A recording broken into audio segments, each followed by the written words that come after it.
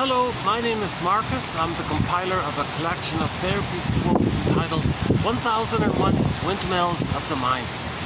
An exciting collection of advanced self-help quotes taken from what's often called the psychodynamic or the psychoanalytic perspective, which long ago, as I understand it, your humble compiler here, as I understand it, was referred to by some as philosophical medicine or narrative medicine. Narrative medicine. Part of this narrative medicine is to put words to our emotions, and hence I'm going to open up this video with another review of the trailer for the Inside Out 2 film that's coming out in 2 months. I'm posting this video in April of 2024, and the sequel to the original Inside Out, which was originally done back then in 2015, so now 9 years have passed. The sequel is coming out in June of 2024. So all we have available now is the trailer, like a 2-minute trailer kind of thing. But it's very generous. It gives you a good idea of what's coming up in the film. And you know, the director, the main guy who started all this, a guy named Pete Docter. You know, interesting about his name. I wonder if he was kind of had this influence by the name over the generations of being surnamed Doctor. He's supposed to save people, he's supposed to heal people. Well, in effect, he's being a soul doctor. Pete Docter is being, in effect, a soul doctor when he created that Inside Out series. He's being a soul doctor. He's giving us words for our emotions. He's making us emotionally literate. And he rightly says that there's a huge neglect of inner life. There's a huge resistance to looking within and connecting with what's going on within, knowing our inner life. How do we feel? What do we? And we don't even have connection to our feelings, let alone finding words for them. The whole confusion around this area. This is called affect phobia. This is called alexithymia. This is called aphimoathymia. Aphimo, an underappreciated phrase from the Greek language.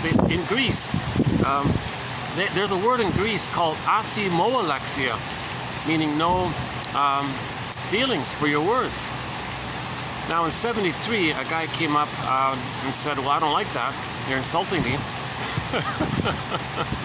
He said, well, I'll say, I don't have words for my feelings. He thought that may be a little more helpful or something. However you look at it, they're both correct. It's a both-and thing. So the common jargon now, which people have adopted since that term came out back in '73, is alexithymia. Alexithymia. So also from Greece, but it's a made-up word. Mr. Sifniel, a guy named Peter Sifniel, don't know too much about him, but he came up with this phrase, and that's his legacy, that's his contribution, because everybody's using it now. There's a whole body of research studying alexithymia. I've been mispronouncing it all throughout the series. I've been saying alexithymia, and then finally somebody pointed out, no, you got to pronounce alexithymia. I think there's 6 syllables in there. Alexithymia. Alexithymia. 6 syllables with the stress on the Alexa on the 4th syllable. I think that's how you pronounce it. But I've heard some people on YouTube pronounce alexithymia. It's a little confusing there. So the a in Greece means like no. The lexi, you see the lexi in Greece means lexicon. We get lexicon, vocabulary, your lexicon, lexi. So no lexi, no words. And then thymia means your feelings or your affective experience, your emotional experience, your sensational inner experience, what's vibrating out of you in relation to your aliveness and whether your needs are getting met or unmet, all the signals and communication. And you know, we live to the extent that we feel. We want joy to console. We want joy to be the main animating emotion for a person. Joy is meant to be the main primary emotion that people live. We don't necessarily mean always wildly excited. Joy can take the form of the serene, inexhaustible fullness of being. So Lao Tzu, almost 5,000 years ago, Lao Tzu, the famous philosopher, Lao Tzu, I was lighting it. Gee, I got I'm gonna, yeah, it's funny with this. I love this location here, but due to timing and time I get here and all this, see, I gotta deal with the rotation of the rotation of the Earth on its axis in correspondence to what degree are the trees and the buildings going to block the sun, giving me enough shade. Plus, I got to be in a place where I can reach the fan, so I'm trying to get a breeze while I'm talking to you and not allow the breeze to muffle the audio. I got all these little pieces here. It's bakey, you don't see it. It's in the high 30s. With the heat index, it's in the mid 40s. So you don't see it, but it's sweltering there. All the guests are inside. Very few people use it outside. I really couldn't do this without the fan. Yeah, I really couldn't do this without that fan there. Hopefully it's not blocking the audio of the lighting. And maybe sometimes I can switch it around a bit. Yeah, let's try this. Hold on a second. Oh, I gotta change the fan now. Okay, let's see how long I can last without the fan here. Okay, let's try this for the Alexa time here. So that's the issue. The feelings are an expression of the connection to you. Your feelings, I feel, therefore I am. Like your amness, your ontological self, your sense of self, your connection to yourself, your embodiment, being at home within, being yourself, being embodied, like just being connected to yourself. And from that self-connection to yourself, that amness, that beingness, that ontological self, okay, then from there, there's the natural animating vibrations, movement, energy, and emotion, energy, movement, emotion. The natural energy, emotion is a pleasant, serene, calm, joyful, called joy. Okay, so joy takes various forms. So that's sort of the main normal state of affairs. When a child is safe and loved, joy runs the console. Okay, and now joy is flexible. Joy understands, or a person understands, or the body-mind system understands that if there's a loss, joy will step aside, let sadness run the console to acknowledge the loss. Natural response to loss is to feel sad. So you admit the loss. Grief is about remembering, admitting, not denying. You gotta face it. It's this verdict of reality that makes the work of mourning so difficult. Okay? Now, why would it be so difficult to mourn a loss? Well, what if you don't have your identity? Now, how can sadness be there? I feel, therefore I am. So the Disney film did an amazing thing in terms of teaching the people emotional literacy. And that's what Mr. Doctor did. Pete Doctor, our soul doctor here, kind of did. He said he wanted to teach people some emotional literacy, give humanity some emotional literacy. So the first basic thing, which we see in the original film, are the two main kind of groupings of emotions, like two kind of bundles or bunches of emotions. Well, here's the star of the show here, and this in terms of this venue here. You're going to see a swan coming out. What a gorgeous bird. Yeah, hold on, let's see. Hold on a sec. He's just coming under the bridge there. Are you seeing him come? Maybe I'll preface this video with the swan this time. Oh, there he is. He's sort of a celebrity here. A lot of people come take his photo. The restaurant uses him on their advertising brochures. He's a real perfectionist. He's always grooming himself, keeping himself tidy and clean. His feathers are always nice and fluffy. Smart bird. He knows when the food's coming or not coming. Relates to people very well.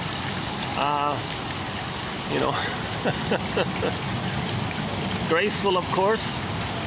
Calm and graceful. We could say that the swan is a symbol of our authentic self. Some people might, assign the swan as a symbol of our serene, inexhaustible fullness of being. Like a peaceful, kind of pleasant, serene, joyful, kind of relaxed, embodied kind of place. Some people might assign the swan for that. I'm not sure. I'm not sure what indigenous people said about the swan. I know what shrinks say about. I can tell you what the shrinks say about birds later on. You might not like it, but there it is. Oh, there it is. Oh my God, that's the first time I didn't see the other. Where's the other bird? Got two of them here. Oh my God, they got me worried here. Where's the other one? That's the first. Oh, maybe he's back there. Maybe he's hiding. Yeah, they got two swans here. Yeah. Oh, I kind of feel I feel a little tug of sadness here. What happened to the other bird? They got two swans here. The black one and the popular white one. Oh my God. Okay, I gotta fix the fan here. We'll talk about the swans later. Geez, I'm baking already. See, I can barely last 2 minutes without the fan. My God. Hold on a sec. Let's Jeez. Yeah, sorry, but there's gonna be a few little delays like this all throughout this video. Hopefully the battery's working this time. No, it's draining again. Oh no, I got the battery problem. So I've been having this ongoing issue with the phone. I got a replacement cord, thinking that solved the issue. Now I just noticed that it didn't. Yeah, see, it's not. So it's not the cord. See, it's not charging from here. It's not the cord. This is a brand new cord. Unbelievable, unbelievable. So now it's at 80%. This video is only going to be an hour. I'll reboot it and I'll get another hour maybe. So this will be done in parts again. Yeah, what a pity. I kind of like doing it all at one go because I get a bit of momentum after, but it takes about an hour to settle in, kind of thing. Then the film shuts out on me. So still working out all the kinks. That's producing this. Yeah, hold on. Well, give me a second here. Let me try out some perspiration.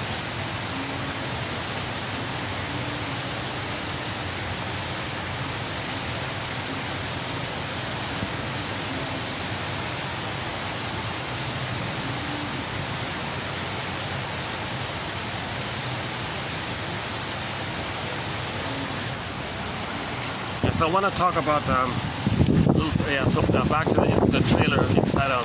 So in the first film, the original one, 2015, 9 years ago, 2015, we see basically the basic emotional literacy that there are two groupings or types of emotions.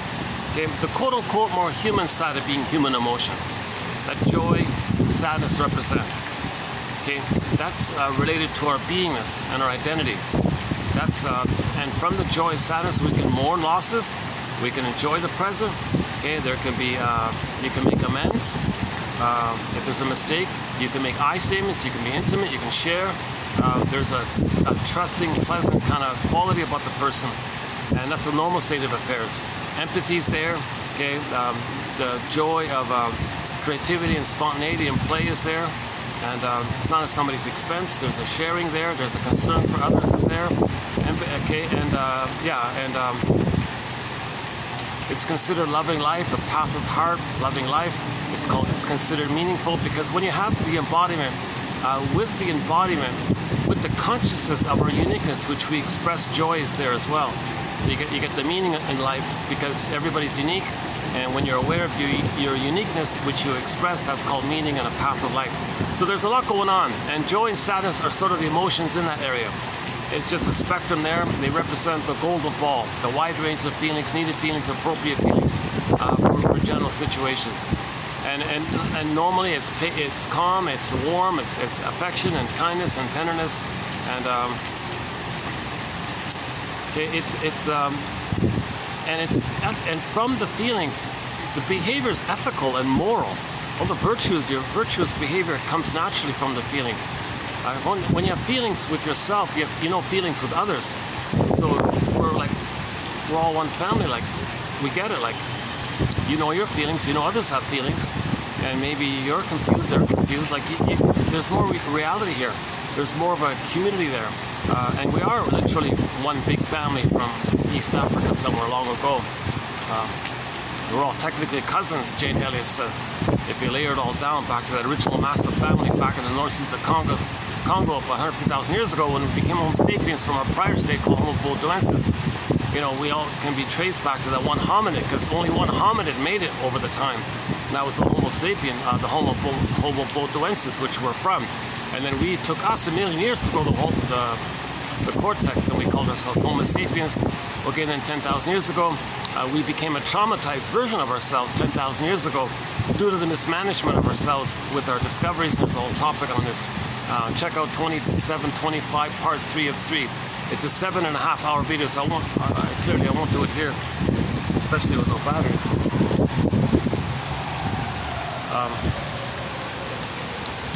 I thought the cord was going to fix it. Here I am going to talk about the cord all the time.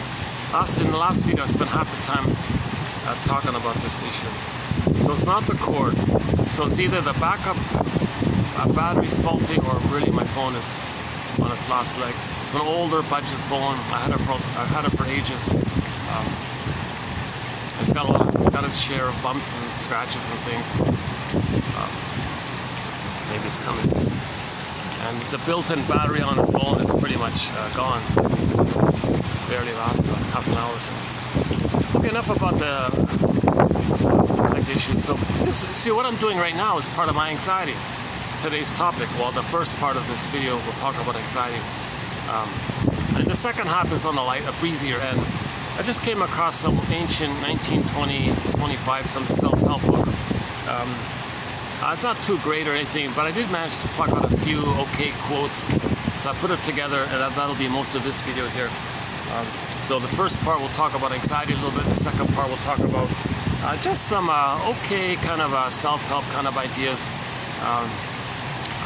I'm including them because he managed to he does talk about projection and transference, you know, two major important psychoanalytic ideas here. So that's why I'm including him. But okay, so back to the Disney film Inside Out. Joy and sadness is the normal state of affairs, where we can feel pleasure, love life in the pleasure and the variety and the nuances of joy. It could be calm, it could be excited, it could be a kind of a quiet joy, it could be a kind of a humming, inner happiness joy. It could be, sometimes it's called the bluebird of happiness. Shirley Temple calls it the bluebird of happiness is within. So there's the normal state of affairs. We're meant to live normally with a kind of a peaceful, easygoing, kind of happy, pleasant, relaxed, embodied feeling. You know, I look at any animal that's embodied. I look at any animal that's not traumatized.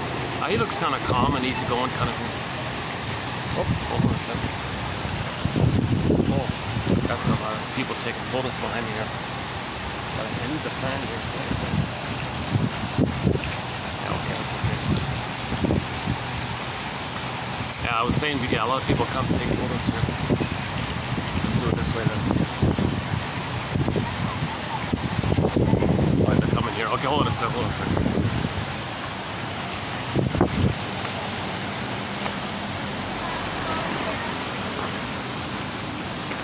Let's let them have their space, take their photos.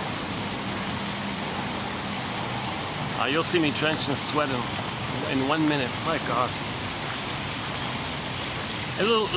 My disclaimer once again, I have anxiety.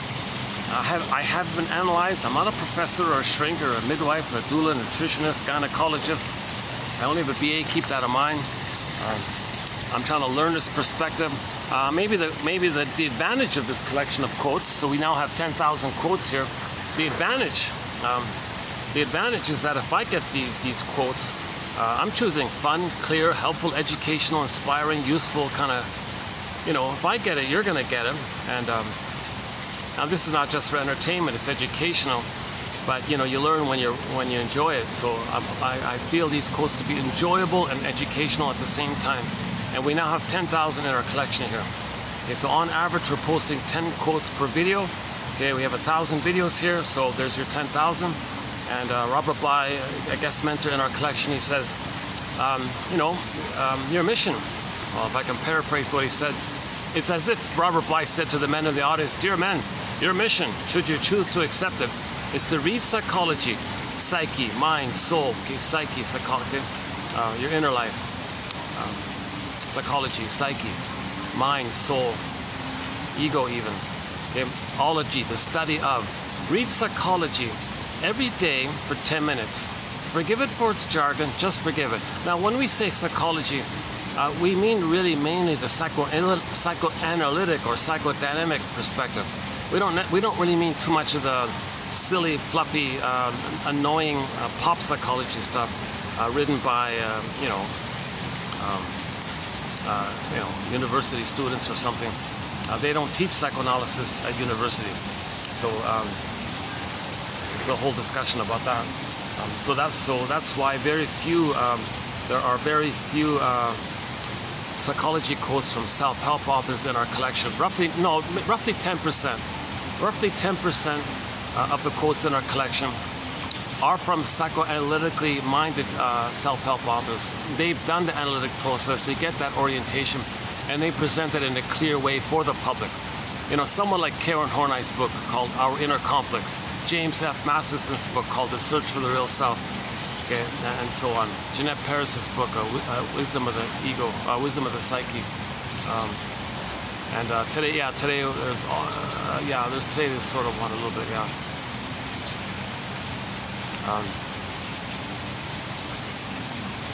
I am including quotes from self-help authors that are clear in their writing about various personality patterns in terms of the so-called, what do we see, like the so-called the clinical picture, like what do we see. So the BPD pattern. So Christine Lawson, we talked, she has a book called Understanding Borderline Mothers. So that was a good book, and that kind of thing. And was it yesterday? 2 days ago, yeah, 2 days ago, we did some other self-help authors quotes in that area, like narcissism and the bully pattern, like that. Oh, the crowds are! Oh my goodness, yeah. Oh, they're pouring in.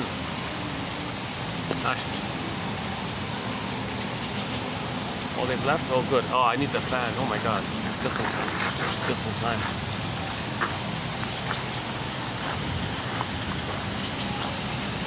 Ah, some new flowers here. Nice. Yeah, look at that. There's some, I think they're new here. Was that there before? Nice, nice.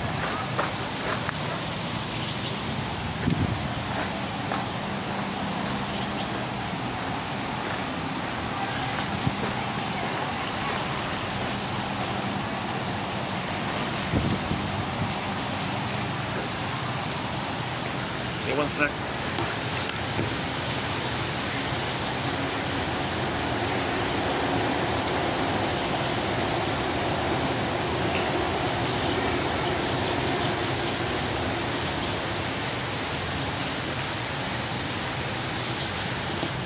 All right, after this video's over this afternoon, I'll go to the department store and buy a new battery pack.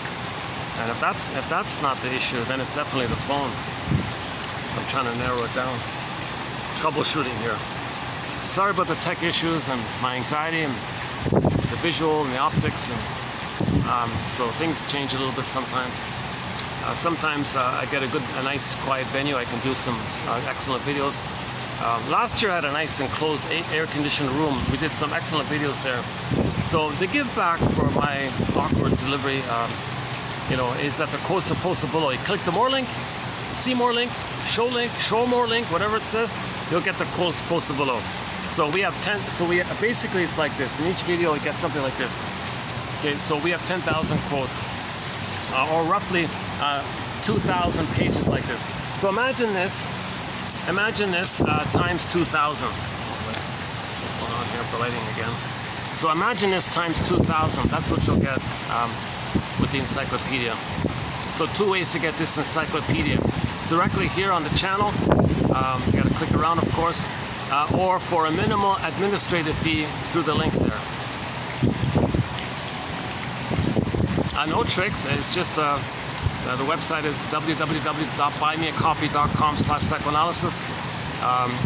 It's for the price of half a coffee, basically.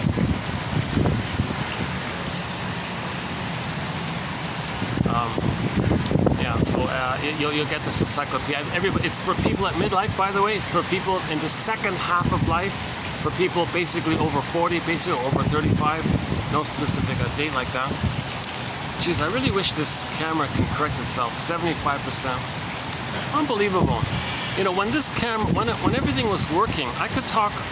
I once did an 8-hour video, and the battery was almost still fully charged. Let me just see if I get lucky here. Let me try this. Let me reset this thing again. Let me fiddle around for this. Maybe with the new cord, the fiddling will work.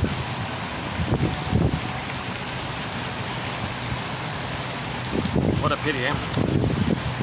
I feel badly to spend so much time talking about my little tech issue. That's really very awkward. It adds to my anxiety and my embarrassment. Oh, embarrassment, yeah. We'll talk about embarrassment. Yeah.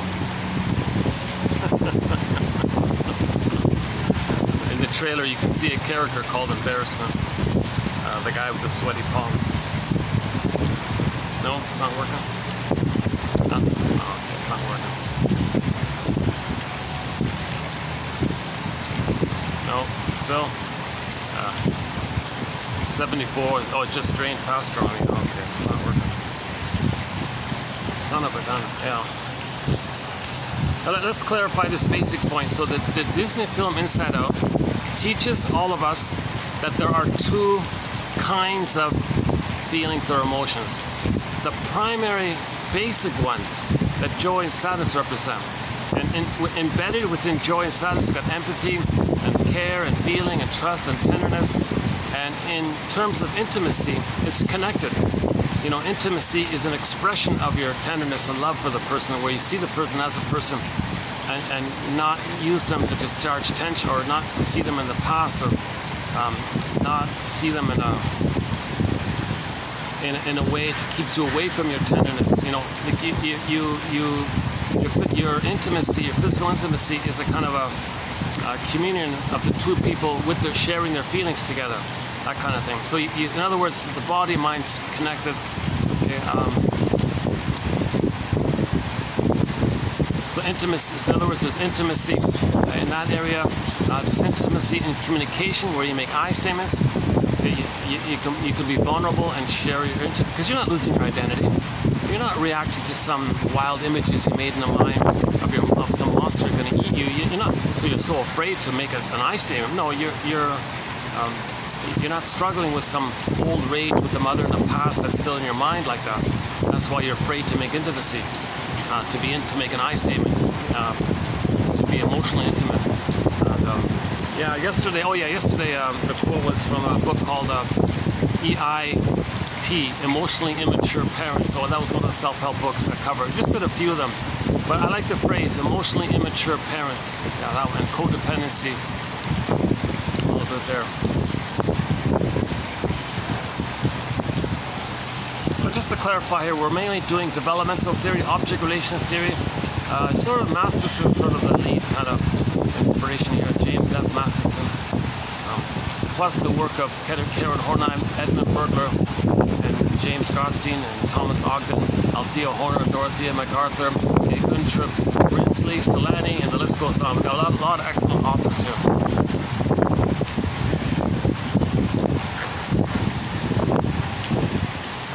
Let's try this. Let's see. No, it's draining 73, huh? 73. Sometimes it drains slowly. And I can still get like a 2-hour video. Let's see what it does this time.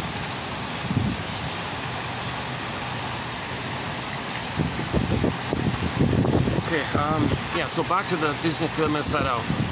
Okay, so we're all born with our sense of being at home, our authentic self, our connection to ourselves, our embodiment, and the natural feelings that come by it is sometimes called the golden ball as a metaphor. The aliveness of feelings, the radiance of feelings, the shining of our feelings, the warmth of our feelings. It's a pleasant feeling to like that. Okay, so we have the golden ball. Now the golden ball in the Disney film is symbolized as the character's joy and sadness. Primary feelings for living. Okay, so these feelings of joy, sadness, okay, and them serving as an umbrella for all of the quote-unquote more human side of being human, of care and empathy, tenderness, affection, creativity, spontaneity, and the whole long list, the virtues and the delight, meaning, things are meaningful, things are generative. You know, when people become elders, they're generative. They're like making things better for the next, for everybody, not just for either or. There's no either or thinking, it's for everybody. There's a more common kind of holistic, felt sense of wanting to pass on what you learn, enriching others, and so others can benefit from what you went through. You love that kind of sharing. There's a kind of pleasure in that sharing kind of thing. So joy and sadness represents that whole spectrum. Yeah, we can simply say, some people might say the thriving versus the surviving. So the thriving. So this is the thriving area, or the meaningful area. You know, where you eat to live. You eat to live. Or the prior one is, well, no, I just live to eat. You know, survival. Okay, so the first, so joy and sadness represents that quote-unquote more human side of being human. Now, feelings are related to the authentic self.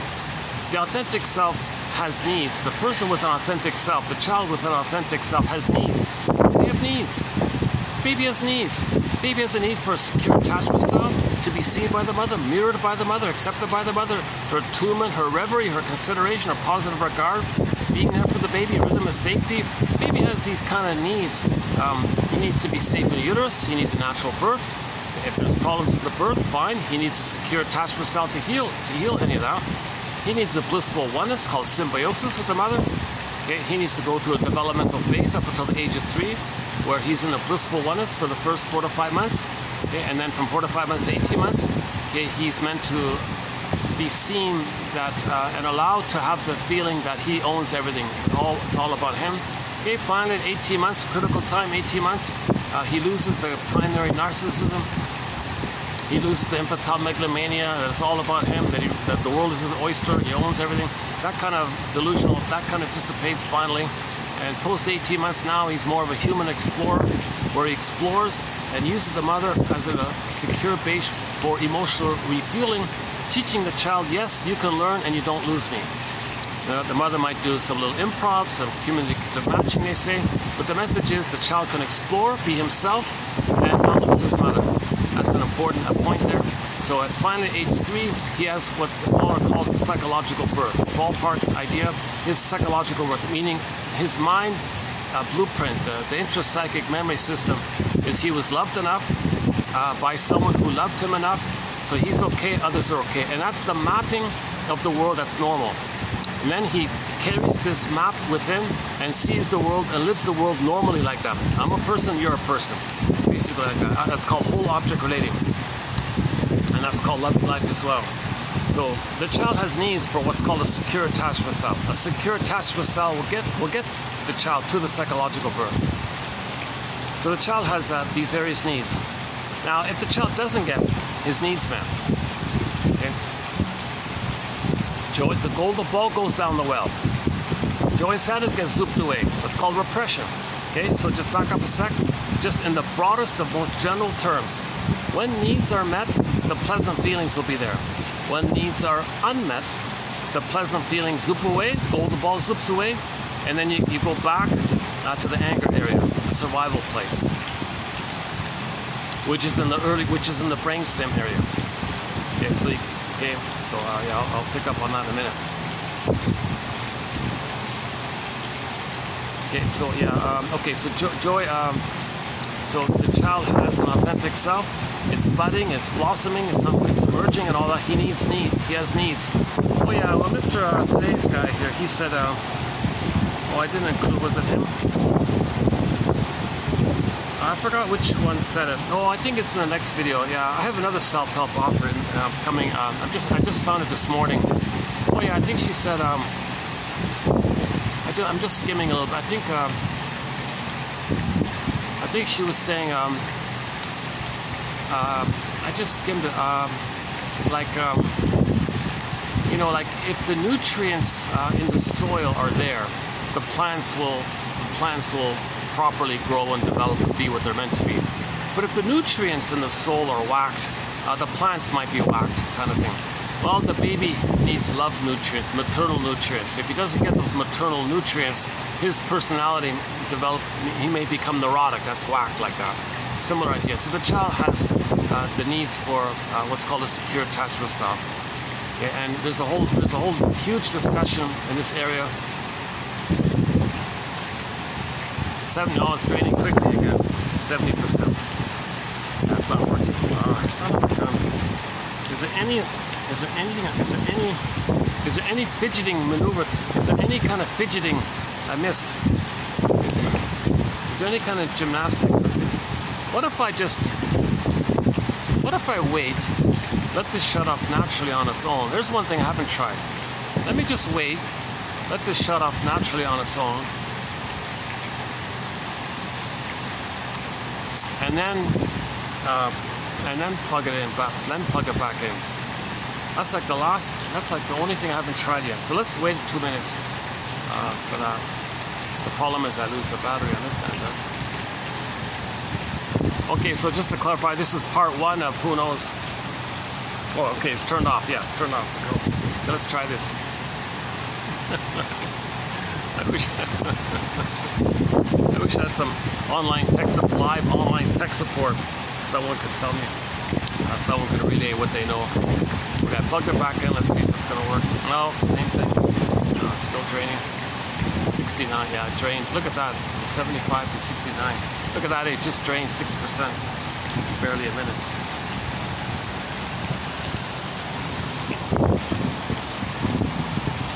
Oh, we got 2 birds this time. Yeah.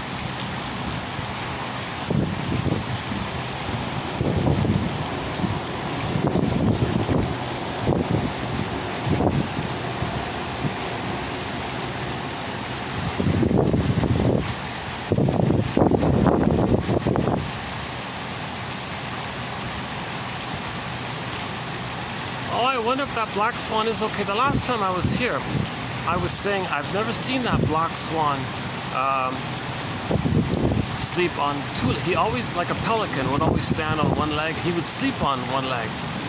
The black pelican, the black swan, had a constant habit. Every time I've seen him, he was always standing on like 1 foot kind of thing. And he, while sleeping, while awake, while sleeping, he was pretty much always just like on 1 foot like that. And then several days ago, I saw him on 2 feet, something new. Now I don't see him around. Maybe he's at the vet or something. Yeah, maybe he's ill. Maybe something happened. Hopefully he's okay. Oh, I miss him. Yeah, oh my goodness. Yeah. I've grown attached to these 2 birds.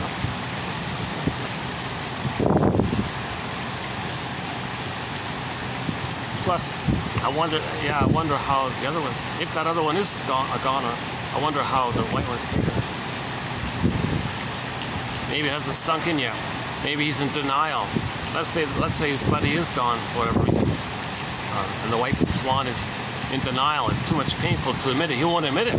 I'm not going to admit it. He'll be back. I don't see it. No, I don't know it. That's called denial. And finally, there'll be a delayed onset. Finally, when he admits it, he'll weep. There'll be a delayed onset.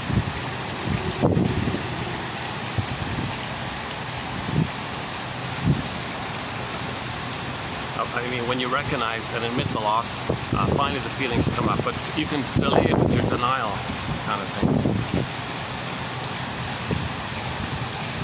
Now, for humans, if humans don't have a sense of self, they're in lifelong denial. Lifelong denial. So, you see, if a person is going to be in lifelong denial of any kind of loss, what happens is a snowballing effect.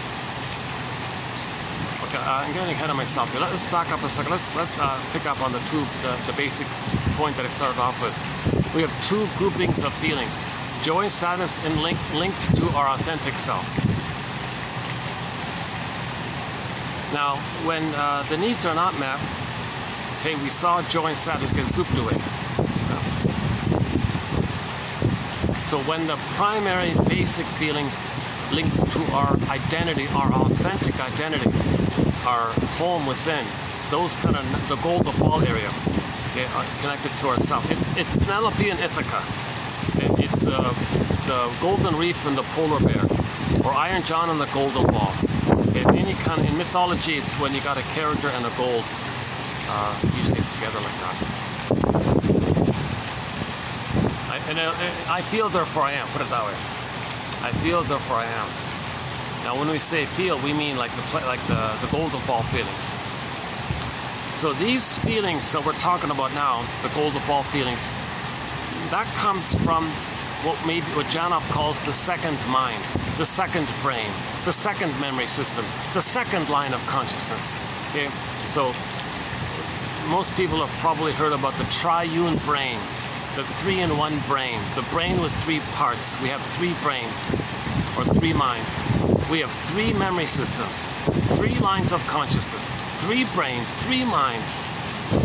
So the golden ball and joy and sadness, empathy, that's the middle one, the main one, the middle one. But there's the prior, primitive, archaic one called the survival brain. That's the first line consciousness.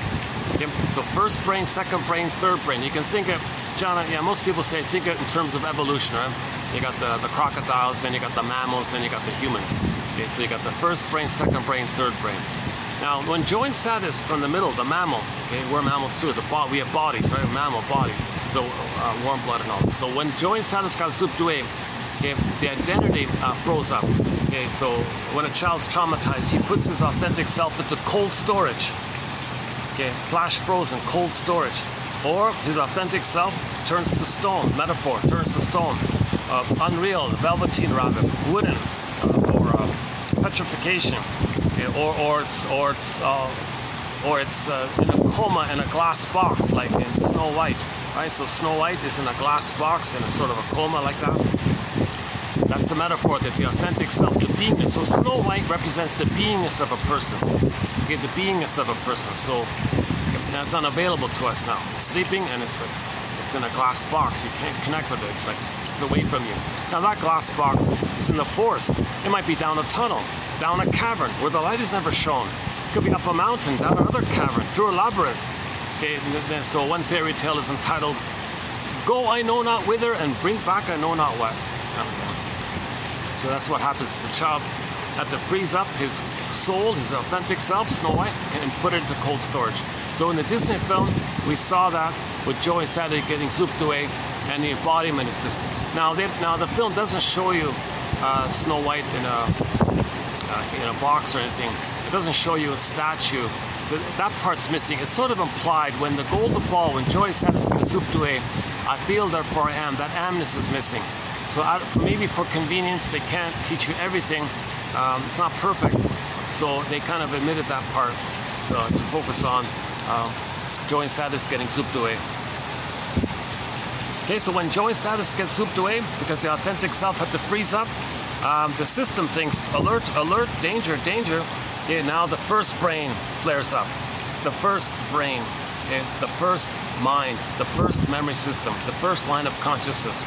So this first brain is nicknamed the crocodile brain, the salamander brain, the reptile brain, the lizard brain. Okay, these cold-blooded creatures, they only care about survival. They only have the instinct of survival, reproduction. There's no love or family or care or trust or play or smiling. Janov jokes, yeah, don't talk feelings to the crocodile. You know, lizards don't know what time it is. So they're in a state of, that brain is in a state of timelessness. There's no time. Crocodiles don't know time. There's no time there. And it's only about survival. So think about that. If the person can't have their home, their inner self, and so the soul freezes, petrifies, turns to stone, and the golden ball goes down the well, yikes, oh my God, this is like a desperate thing. So you go back to that primitive, archaic brain, okay, called the first brain. Okay, this is mainly the spine, tip of the spine, the brainstem, and the amygdala. Janov likes to use the salamander for this. So he calls it the salamander brain, the salamander idea. And again, it only cares about survival. So that's, now from that first brain, we got the quote-unquote emotions from there. Mainly fear, anger, and in the Disney film they used disgust. That's related to your survival, those kinds of things. Because disgust was mainly about distaste and smell. Now, fear and anger are the stress response, right? Now, the baby would first like to flee from an abusive mother. If the mother's emotionally immature, if the baby's not being mothered, if the baby's not being properly mothered, okay, if the mother's using the baby or resents the baby or thinks the baby's her mother and is fighting with her mother, thinking the baby's her mother from the past, oh cunning tale. Or if the mother parentifies the baby, wants the baby to take care of her, oh my God. Okay, if that baby's soul freezes up, golden ball goes down well, and that baby's in hypervigilance. He's in hyper alert. Okay, that's a stress response. First, the baby would like to flee. Where is he going to flee? Where's the poor, helpless baby? No motor skills. Powerless, helpless, passive, no motor skills. Where is he going to go? He'd like to run, find another place, find safety. He can't go anywhere. But he's in danger, right? The mother's hurting him. At the same time, he's got to turn to her. Oh my God. So he'll be enraged now, obviously. And with the rage, he'll have the fantasy that he can control the breast, devour the breast, possess the breast. Come on, mother, be a loving mother. Come on, mother, be a reliable, normal mother here. Don't hurt me, don't use me, don't betray me, and so on. So he's enraged, this the poor baby. Baby's enraged like this. So fear and anger is at the console. Fear, they kind of go together, but mainly anger is going to be at the console. And that anger is going to go to the body, and you get body tension, body armor. Then you got the pain of the body tension, and you're always blowing off steam. That's why anger was so hot-headed. So there's no real feeling in that first brain. Yes, we refer to fear and anger as emotions or feelings, but more technically, more specifically, they're visceral sensations. It's about the chemistry, the adrenal gland, the glands and all this, the hormones and all this. It's more in that area. So the language is biology like that. So fear and anger is more like visceral sensations. Okay, so that's the point. Okay, we have two groupings of feelings: the primary, basic, more quote-unquote more human side of being human, and the more visceral sensations, quote-unquote lesser side of being, like survival side of the desperation of the trauma, the traumatized place, and the panic of that. Okay, and now from that brain, by the way, from the first brain, anxiety comes from there. Anxiety is going to come from there because there's an immense rage with the mother. That's too much. It disperses and generalizes, and you see everybody, you're always triggered of that. So you always have anxiety because the world, your mother was the world. Blueprint, prototype, you see the world through the prototype of the world, and the prototype means the mother will hurt you, so you're always anxious. So the old fear with the mother leads to anxiety later on. Okay, the old fear with the mother, okay, leads to anxiety later on with others all the time. Being removed from the mother at birth, that'll do it. The bottomless schedule, that'll do it. If the mother, if there were polyps at the birth time, that could do it. Especially if the baby's removed. You gotta leave the cord, you gotta leave the placenta. Lotus birth, okay? Imagine the lotus flower, the beautiful flower on the water, let's say, stem, and the pod. You gotta imagine the baby like that. Baby, cord, placenta, you gotta keep it natural like that. The cord and the placenta are part of the child, still sending the child oxygen, nutrients, food. It's still that cycle going on with the cord placenta to the mother. What are you removing all that for? So don't weigh the baby, don't put him on a scale. That can do it. It depends on how long the separation takes. It depends on a variety of factors, but it depends on to what degree can the mother repair any kind of birth trauma. Can the mother manage to establish this? Because most mothers should be able to do so. If there is birth trauma, the mother can heal it. The brain is very plasticky. It's malleable. So if the baby was traumatized, it can still be okay, as long as the baby and the mother recreate the bliss, recreate the blissful oneness that they had in the uterus. In the uterus, they had a blissful oneness meant to continue for the first 4 to 5 months. If that's disrupted at birth, okay, the mother's got to really be spot on and get it back, and then things can be okay. You can heal it up like that. But a lot of mothers can't. They complain. I'm sorry, baby. What do you want? I can't recreate the blissful oneness. I don't know. I'm trying here, and maybe the damage is too great, and the mother missed the signals, and then she got triggered and upset. What are you crying, baby, for? Oh, you don't like me, baby, do you? Oh, you're just like my mother who hated me, and now you hate me? Oh, I hate all this. And the mother's in battle with her baby. Then it's all messed up. So, but ideally, if there are complications at birth, the mothers have to do an extra effort to create the conditions, hold the baby in our loving arms, breastfeed, of course, okay, skin to skin, warm, the room is warm. Try to recreate sort of like an outer version of what the baby had inside as best you can. Try to recreate like an oxygen. See, the baby makes a transition from the water world to the land world, different worlds like that. But the commonality is the baby's in a blissful oneness with the mother world. So the blissful oneness has got to continue. So that's why the birth is a key issue here. Ideally, there's a natural birth. Leave the cord, baby handed to the mother, to the bosom, baby finds the nipple, latches on, starts suckling, skin to skin, loving gaze, all is good. He maintains the blissful oneness. If that happens, the first memory for the baby in the brain will be joy. That in the Disney film, the first orb representing the memory was the golden, pleasant joy memory. So the character Riley in that TV show, in that film, the mother did a great job. The mother didn't abuse the baby in the uterus, and she was able to give Riley a natural birth. A natural birth. So the fact that the first memory of joy of Riley there was the golden ball, the golden orb, yeah, golden ball feeling, like a golden orb, right? Same idea. That means she didn't get birth trauma. And that's why she's good at athletics. Riley's a sports star or whatever, right? So usually when people don't have birth trauma and they don't have prenatal trauma, their physiology is excellent. So they're good at music, they're ambidextrous, they can be switch hitter in baseball, or they can play guitar on both sides, they can turn it around or something. Yeah, I just saw Rick Emmett. Rick Emmett was funny. Rick Emmett can play with both hands, something like that. See, the reason Rick Emmett's a good guitarist and all this, because he can play with both sides, with either way, right? Jonathan was saying that's a sign that there wasn't birth trauma. There might be problems afterwards, but at least in that earlier stage, there wasn't trauma. So Riley got lucky. The mother did a good job. The mother did a great job in terms of giving Riley paradise in uterus and a natural birth. Okay, now what happened afterwards, that's what we're talking about, what happened afterwards. But at least Riley got enough physiology, health to be a good athlete and all this. Maybe that's why we love watching athletes, because they represent not being traumatized. And we kind of wish we had that ourselves. We have this vicarious witnessing of, gee, I was meant to be healthy like them. I didn't get it. But gee, that's what I was supposed to have. You know, you're drawn to that because that's the missing you're seeing vicariously through the athletes. Like I couldn't run the marathon. I walk here in 10 minutes. I'm drenched. In 15 minutes, I'm drenched in sweat. But I noticed most locals, I don't see sweating.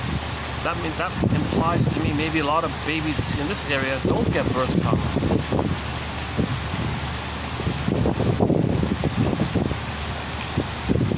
How's the battery?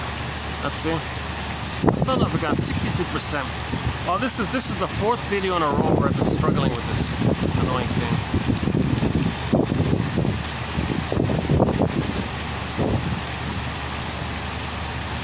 It's gotta be okay. So it's not the cord. Okay, I'm gonna buy a new one of these things. See if that helps. If it doesn't, if this thing is okay, then it's clearly my phone is the problem.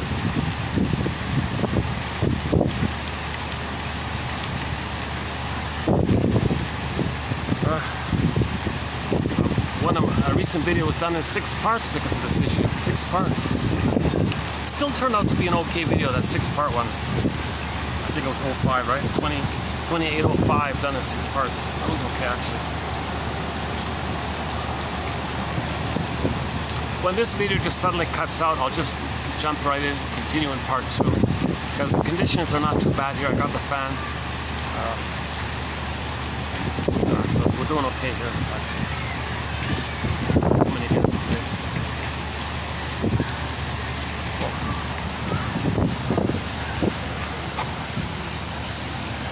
Oh, hang on. Let's let these people enjoy the swans. They're looking for the swan. Let me see what we come here. Oh, swan's not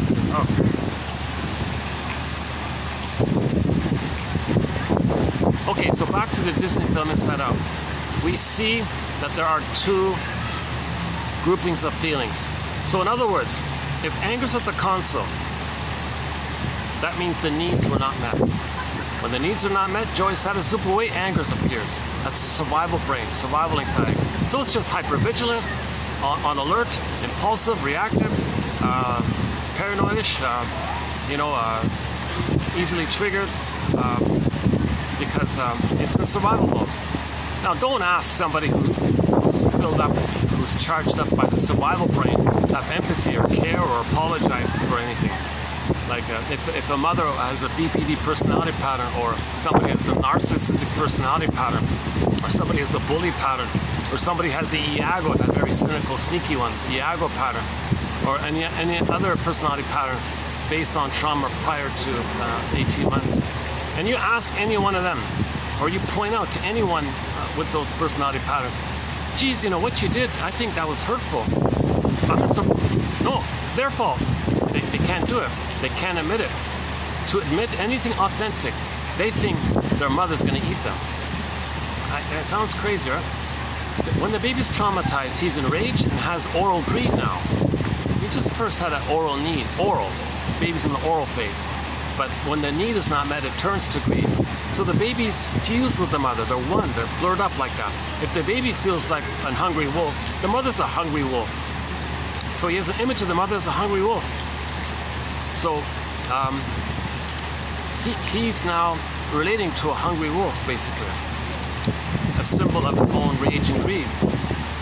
So he's always in survival. He can't be authentic, he can't be true, he can't feel, he can't care, because he's relating to a hungry wolf that's trying to eat him. But that's his own image. See, he projects out his traits onto the mother as a coping strategy to deal with a frustrating mother. He blames the mother. It's called projection.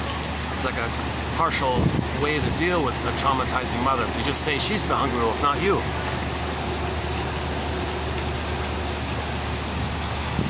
So anger is in the survival area. Anger, it's not about play and all that. Now, we're not talking about cynical sadism anger. We're not talking about cynical joy. Cynicism is still anger. Emotional sadism is still anger. There's a perverse joy in the sense that when you treat others the way your mother treated you, you think, well, see, I maintain the blissful oneness with the mother because I'm acting like the mother who hurts me. I just find others to stand in as proxies for me and hurt them. That means I'm replaying how my mother hurt me and how I identified with her. And when there's trauma, we repeat. So in new situations, okay, people with distinct personality patterns, they find proxies to play their innocence, standing for them as a child. Meanwhile, they had already identified with the aggressor, the mother.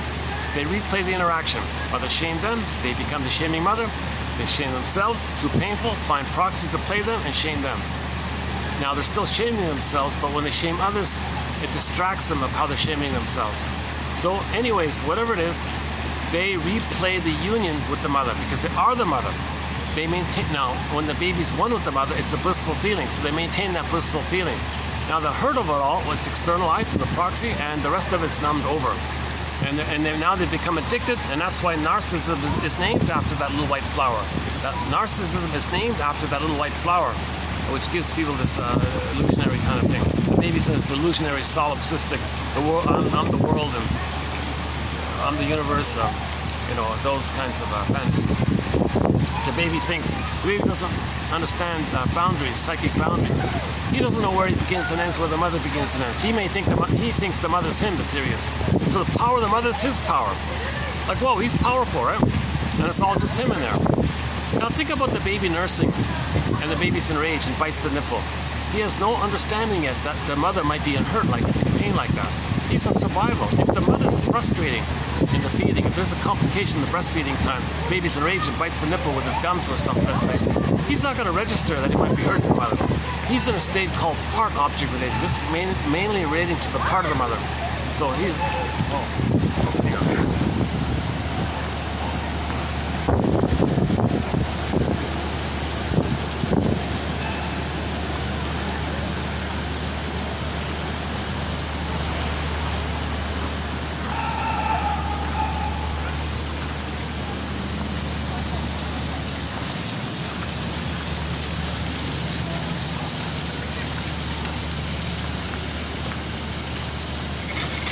What about here? This worked for a bit. You see the battery here? 58. It's not. It's still stuck. Yes, it's not draining it. It's not picking it. So it's not the cord. The cord's not the problem. Either the phone is the problem or the battery pack. But this is fairly new. This is just only a couple of months old. This is new. I don't think it's this. I got a bad feeling it's the phone.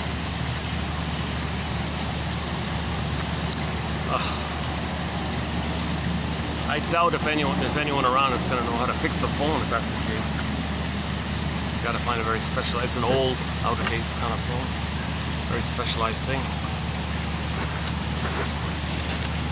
Jeez.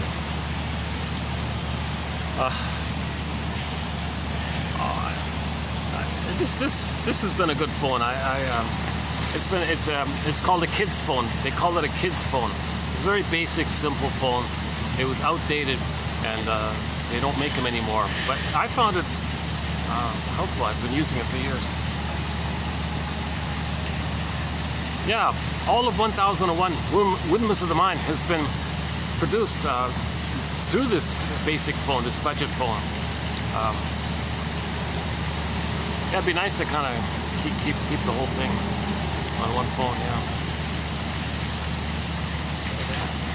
Oh, they left. Oh, okay. Hold on. Let me get back to the fan.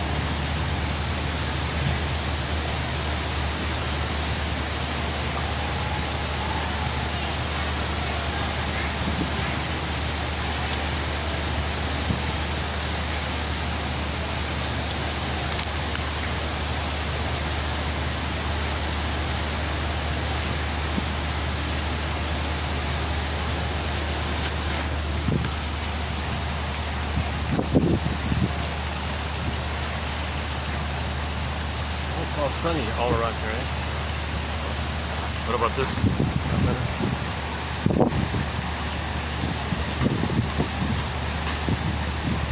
Okay, so Althea Horner was saying, I was talking about these self-help weekend workshop scams, where people would go to a workshop and some charlatan, some money-making opportunist would say, oh, come to the weekend workshop. I'll help you heal from your trauma. Here's the pillow, just hit the pillow. They hit the pillow. I feel better? I don't know. Well, you blew off some steam, didn't you? Well, I guess so. I'm not sure. I don't feel better. Okay, then you got to take the advanced course. You got to come wait for the advanced course. You got to pay more money, of course. And then we're gonna, give you some advanced method. Oh, really? Yeah, that's what so it's a scam. Beating the pillow is just, okay, theoretically, the assumption is that the person cannot mourn, so they only have tension. So they're operating out of the assumption that they don't want to help you to mourn. They just want you to feel better for the moment by blowing off steam. Now, the steam or the tension comes from the pain of not feeling.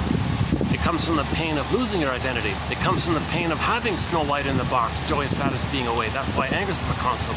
Anger is in reaction to the survival area. So in the survival area, there's going to be a lot of tension like that. You can see, imagine body tension, part of it, right? So that's not healing. Blowing off steam is not healing. The pressure cooker, it's just going to steam up again, steam up again. So anger is about attachment. Althea Horner was saying, anger, you got to think about attachment. Did the person as a child have a secure attachment? If they didn't, anger is going to be at the console.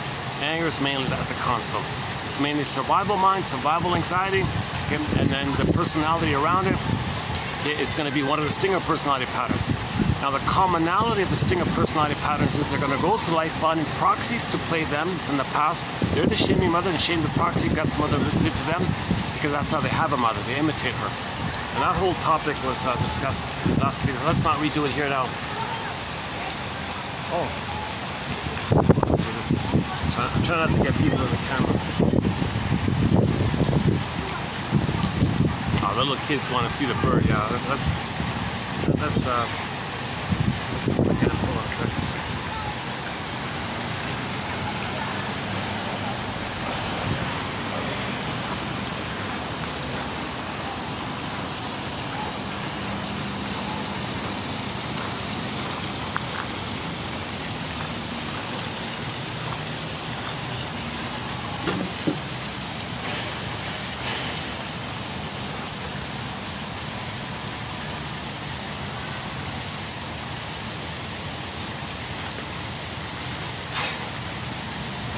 Truth is, just this morning, just before coming out here, those kids looking at the swan kind of reminds me of Ontario Place in Toronto. In Toronto, there's a thing called Ontario Place, like a family park kind of thing. And this morning I saw Rick Emmett perform there. They asked him to do a rock guitar version of the anthem and all this. So it's hilarious because when he starts the anthem, you recognize it's the national anthem and all this. The first couple of notes, oh, you recognize it, and then he loses himself. He like goes in dreamland and does this wild guitar antics thing, and you don't recognize it's the anthem anymore. He's just off in his little world there, and he's doing all these wild guitar things. He's a very skillful guitarist and all this, and he's just going on for like. And you're laughing. I found myself laughing because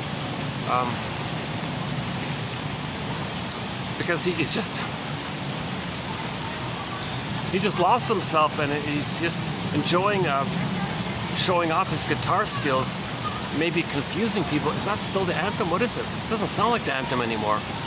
But then once in a while he'll play a note. Oh, that's the anthem. So it's hilarious. Check out Rick Emmett. It's called the 1994. They called it the Kumbaya Festival in Toronto, Ontario Place, Toronto. Kumbaya Festival 1994. Rick Emmett. And the guy who posted it, he made a note about it. He said he had a very hard time piecing it together. That short 3-minute clip, nobody really filmed it properly. He got a glimpse of it himself. Another person got a glimpse of it. Another person got a glimpse of it. And then he managed to do his best to piece it together. So it is very choppy. It is very kind of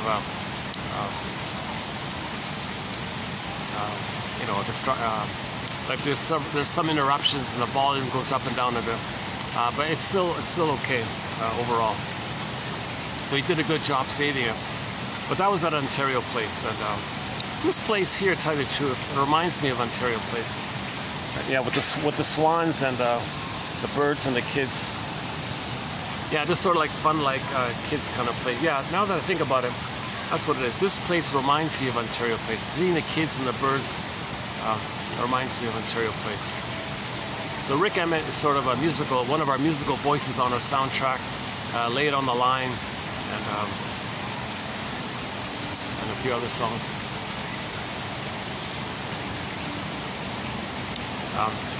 Alyona Yaroshina does a very good cover of Rick Emmett's Lay It on the Line.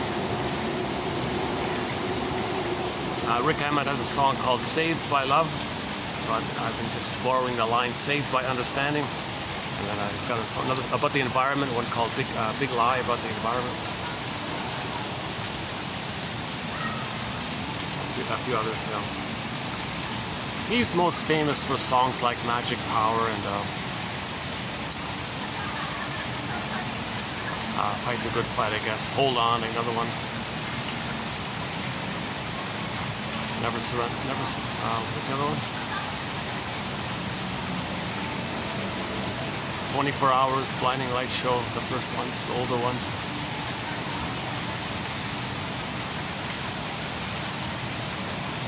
You know, as a soloist, his first album is excellent, called Absolutely. Check out his solo album, Absolutely.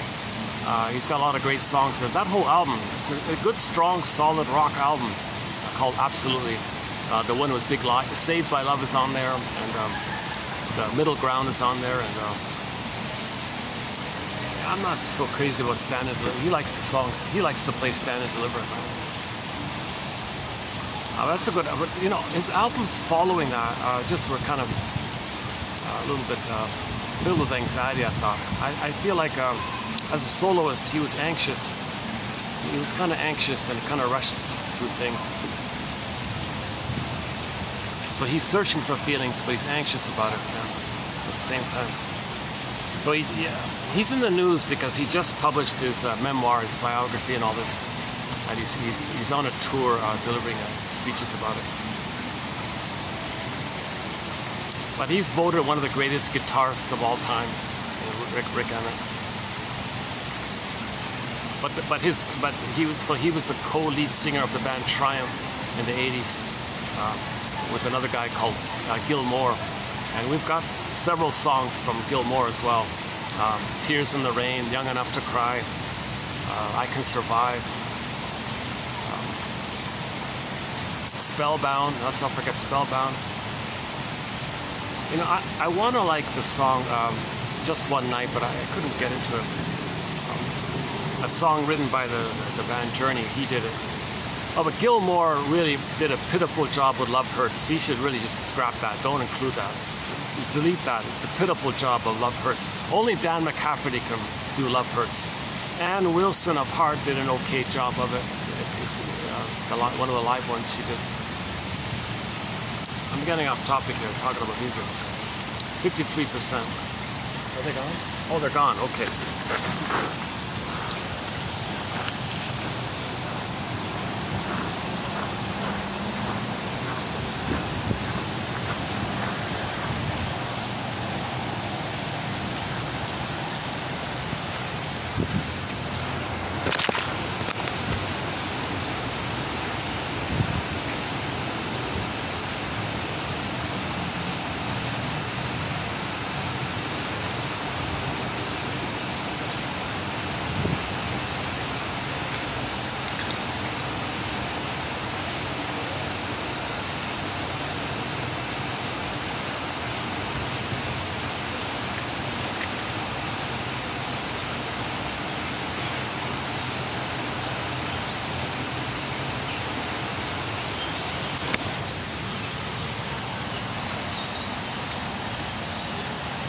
Now, the thing about if anger runs the console, or in fear, anger, disgust run the console.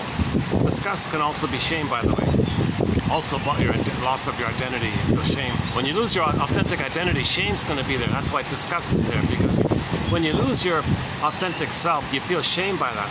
That's why shame is at the console. Person feels shame. So disgust did double duty. Disgust played the physiology of distaste and dissmell, but at the end of the film, disgust played the role of shame. And in the sequel, in number 2, it continues with shame. The distaste and dissmell is a minor thing. See, for babies, distaste and dissmell was an issue because Riley is a baby. You know, she's a little baby. She smells broccoli. Her body can't digest it yet. It's too early. So when she smelled the broccoli, she felt disgust because her body can't hold on to it. But when the kid drank Coke, like a soda, and there's 10, and in one can of Coke there's 10 spoons of sugar in it, teaspoons of sugar after sugar, 10 of them. Imagine 10 spoons of sugar like that, whatever it is. And she didn't feel disgust. Wait a minute, why didn't disgust feel disgust when she was drinking the Coke? Normally a kid would, I can't do, there's too much here. Well, apparently there's a chemical in it that tricks your brain to not feel disgust. That's funny like that, so that's why she didn't feel disgust. That's just a minor point. Okay, but the major point here, is if fear and anger at the console, we don't want, in the first film, we don't want the person spending their whole life with anger at the console, fear at the console, and shame at the console. Those 3 guys, 2 guys and a lady, right? That's miserable. Because if only anger and fear are at the console, that means there's no identity, that means there's no sadness, that means there's no mourning, that means there's no grief work. Now imagine that. In reality, there are losses in life. 51%. In reality, there are losses in life. So if the person's soul is frozen and they're only in a survival anxiety mode, what do they do when there are losses? That's called complicated grief, aggravated grief, the derailment of the grief process, pathological nostalgia, melancholy, etc. So this has a snowballing effect which turns people into curmudgeons late in life. Okay, there's two things. One is called snowballing and one is called kindling. Snowballing and kindling. So this is the urgency of in the first film of the importance of joy and sadness needing to come back up to the console. The urgency and the need for joy and sadness to return to the console is because if sadness can't be at the console, then Riley's going to become a grumpy, witchy, mean-spirited, mean-hearted, cold-hearted kind of character, right? She'll be like a vindictive kind of person.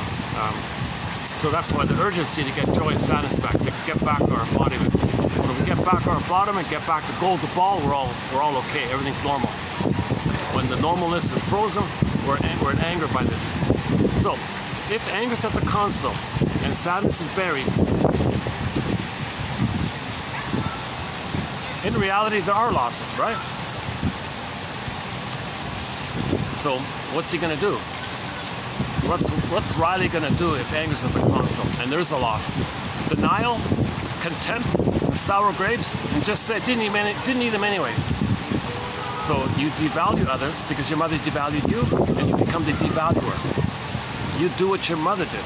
Your mother devalued you, you become her.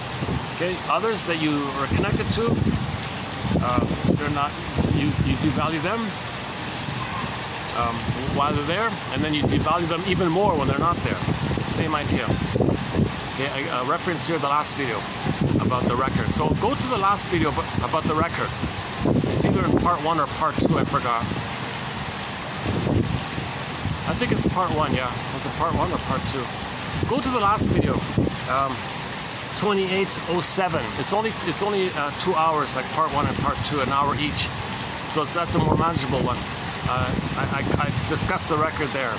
So a good follow-up to this video would be the previous one about the record. The record is an important point about repeating the record. Edmund Berger's metaphor of the record about repetition compulsion, repeating the past in the present, hoping to change the past, undo the past, but ultimately to know the past so you can get your story and stop repeating. So if anger's at the console and there are losses, well, then it's not processed. You didn't process it, and the fear around the mother's abandonment and all this, that's not processed. All those old fears aren't processed. No mourning. Can't process the fear. Can't admit the sadness. Okay, then later on, there's going to be another loss. Now later on, when there's another loss, it triggers up all the previous unprocessed losses. Get it? So a loss in the present is going to trigger up all the old previous losses and fears that you didn't metabolize, didn't process, didn't understand, didn't accept, didn't see, didn't have a story for, didn't capture, didn't give it time and a place, didn't find a story, didn't get an insight about it, didn't learn from it, whatever it is. So all those old things come up. Okay, now as you're getting older and you get another loss, it brings up, now you're having more losses to process, hence the snowballing effect. So later you get older, more losses, it brings up the accumulated previous losses, and it adds up like that. It's not compounding, it's just building up and building like a snowball thing, snowball. At the same time, as you're getting older and you're feeling more of a need to not want to be triggered of losses, to not feel the pain of all the previous unprocessed losses, you're going to want to become more of a micromanager. Now that's the kindling effect.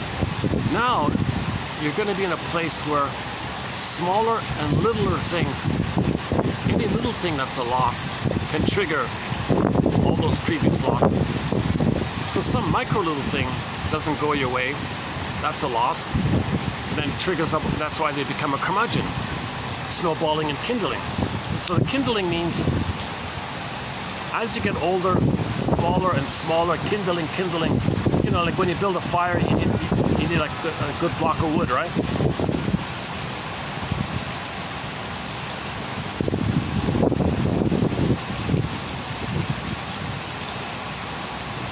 Okay, hang on. That's not okay, the metaphor is not perfect, but a kindle is just a thin piece of softwood that can start the fire. Whereas, in other words, it's easier to burn. A kindling, like some softwood, some dried, thin pieces of softwood called kindlewood, it burns quickly, right? You start fires with them easily and quickly, right? But the hardwood, it's harder to get it hot enough to burn like that. So when you're young, it's like hardwood, but when you're older, it's like a softwood kindlewood. So it leads to that kindling place where it's easier to flare up. It's easier to feel the shame and rage, the fiery image. So the fiery image is for both shame and rage. You know? So in storytellers would storytellers.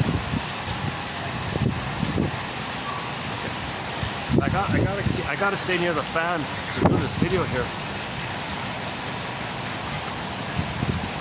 What about like this? Does this work? Okay, let's try this for a bit.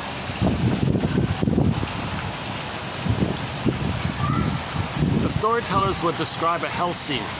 Okay? When they talked about hell in a story, that's a metaphor for the emotion of shame. Shame is this burning, biting feeling. Okay, so when this core, in the Greek myth, when this core got pulled down into the underworld, the backdrop was the hell. That means the child lost his authentic self. This core, authentic core self, got pulled down. The feeling is shame, this burning, biting feeling. So they would describe a hell scene. Hell is a metaphor for the emotion of shame. Now, shame and rage are kind of linked. When the baby is shamed about his identity loss like this, he's going to be enraged. There's the fiery area. So the fieriness is for both the shame and the rage. So the kindling means he's going to be more easily triggered of the shame and the rage like that. So that's why people with anger at the console their whole life, with the survival mind, dominated by the survival mind, dominated by the reptile mind. We're not calling people that. We're just saying they're dominated by a part of the brain called the survival brain. And the survival brain only cares about survival, and so that's why that part of the brain is sometimes nicknamed the crocodile brain like that. We're not calling people that. They're wounded. They're afraid of their warm feelings. So they're not crocodiles. They're human beings who froze up their warm feelings and their survival anxiety. Meaning dominated by that first survival brain, the visceral brain. The amygdala is flared. The amygdala is enlarged. EAS, enlarged amygdala syndrome. And they don't see reality because they only see the past. All time is the past. That survival brain doesn't know time. Crocodiles don't know time. So all time is that time. And the baby was traumatized. So all time comes from that hypervigilant time of possibly being, well, I gotta be on alert here because I don't want that to happen again. So he's always operating out of that reference point. His energy's in that loop like that. Boy, I'm feeling a little anxious today with all these little logistics issues, lighting and the fan. The battery's the one that's kind of making me annoyed. I could put up with the other stuff, but this issue of constantly, I feel like an urgency because I've only got like half an hour left or something, right? At least this time it's going to give me 2 hours by the looks of it. And it's a little better this time. So part 1's in 2 hours, part 2 maybe might be an hour ago.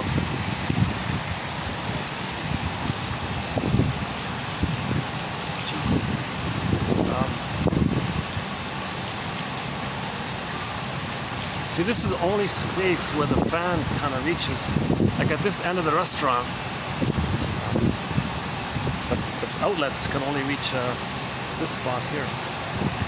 That's why everybody sits over there. Look, let's try this. I'm going to try this side. Oh, they're coming back? Oh, they're coming back.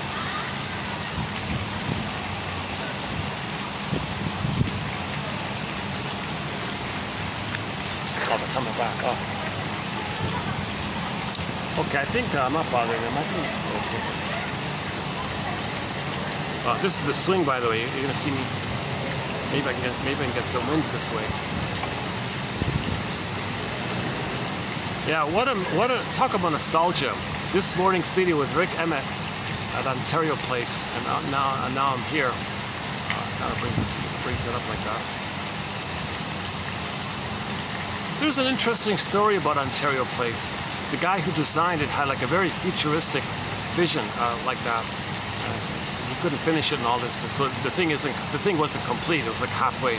But his idea was pretty amazing, to have all these like pods on the water like that. He had all these like kind of like, I don't know, like little extensions over the water, and then like pavilions, and another extension like bridges over the water, another pavilion, and how you have all these little buildings on the water, kind of thing. It's not newly made islands or anything. He just created all these. Oh yeah, no, I guess there were made up islands. Yeah, he would make up some artificial islands, and then have a bridge to the mainland, to the middle island, and on that lump there, he'd have a pavilion. Then you walk across to another lump, another pavilion, and he had a set of these like that. He was in the middle of doing it, didn't complete it. Anyways, it's called Ontario Place. It's a family kind of picnicky kind of place. Concerts take place there. I don't know what it's called now, but it used to be the stadium was a revolving. They called it it used to be called the Forum.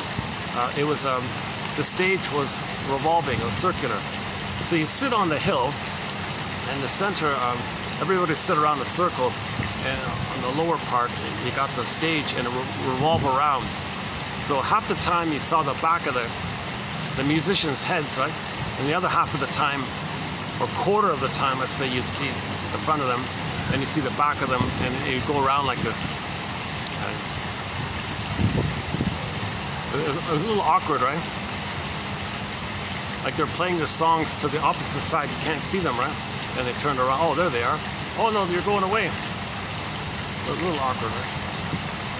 But all of the seating was on a hill, like on a grass hill, so it was kind of nice like that too. I think they ripped it down. Yeah, I think it's gone. Now there's some other kind of thing there.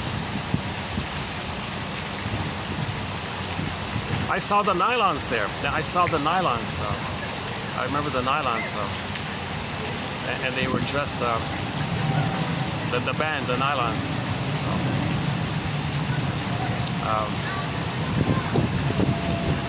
The Lions Sleep Tonight. What's the song again? In the jungle, the mighty jungle. The Duke of Earl.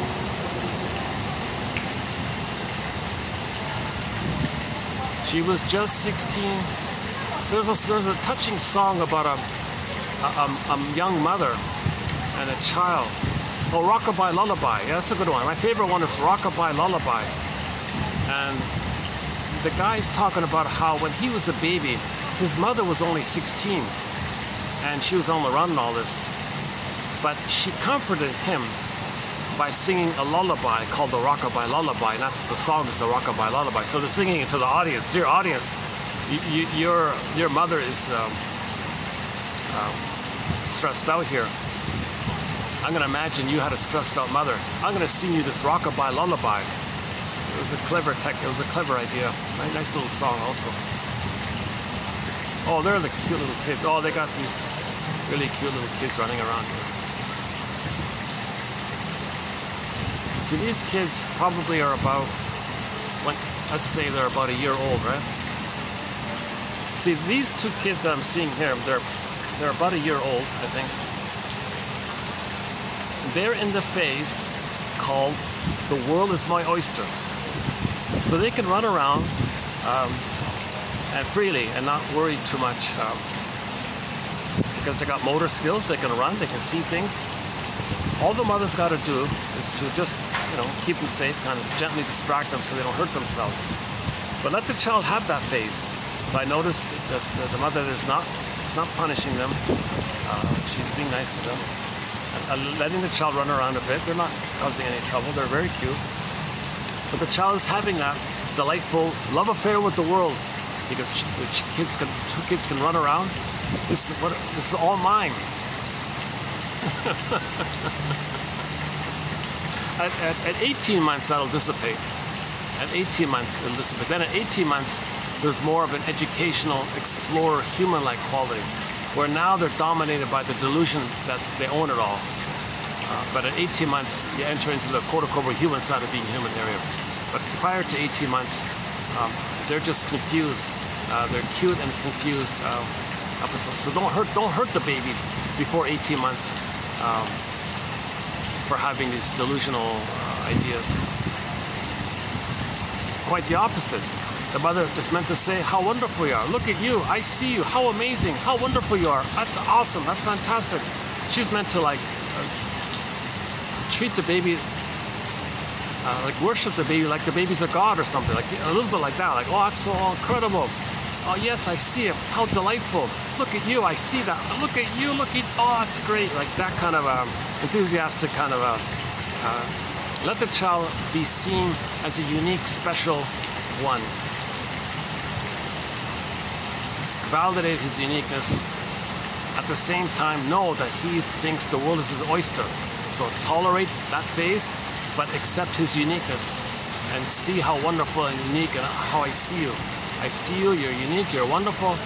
So a lot of her positive comments are about the uniqueness, but she's got to tolerate that he thinks he's getting both messages. It's okay for him to develop, it's okay for him to go through that phase, and he's going to be seen as unique.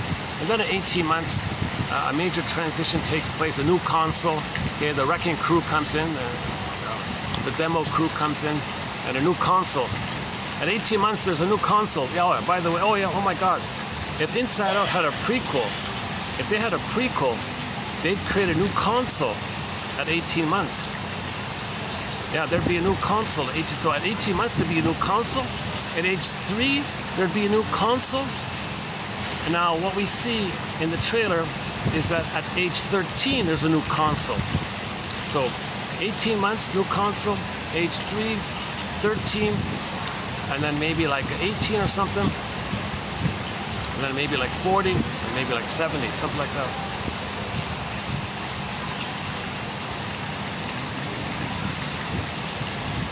Let's see, how's the battery? 43%.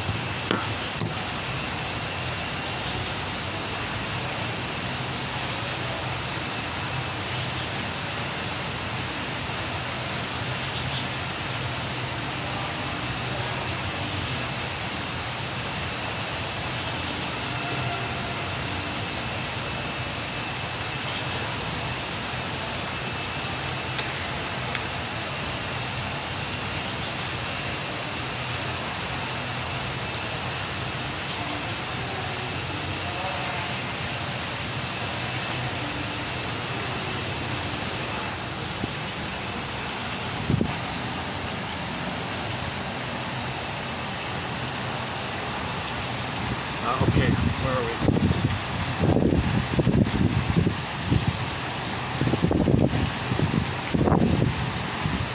Complicated grief, yeah. So we talked about that urgency of the need to get back our authentic self so that sadness can appear. And we saw, and that's the second message of the film, the importance of sadness, that sadness is the natural response. So finally, when sadness was encouraged to run the console, okay, everything was okay.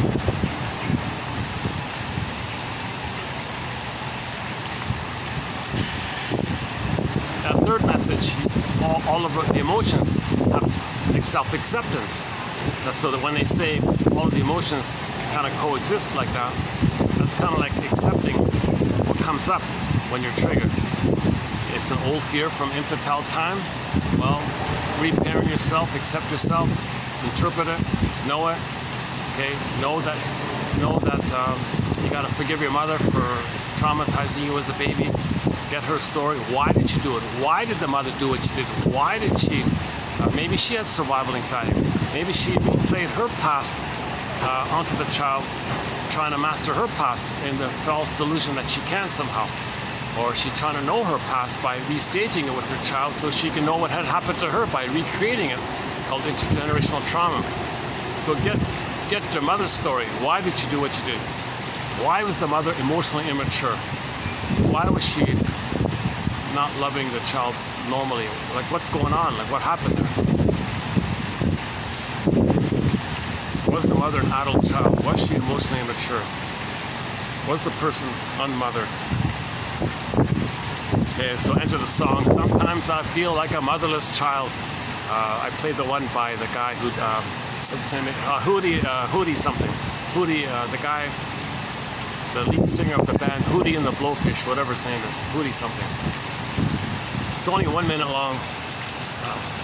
He does a nice job on that one.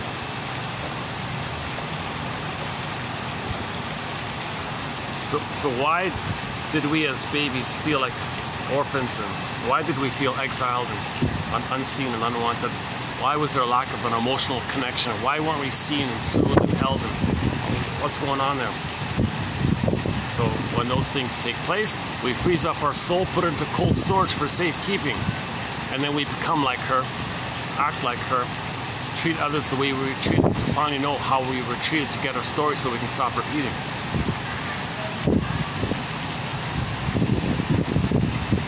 How's the lighting here? Well, that's a little better now, right? Okay, let's do this.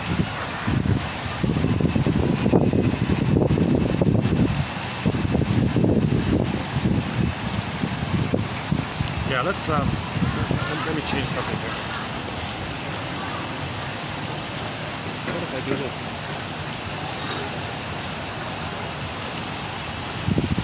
Does that work?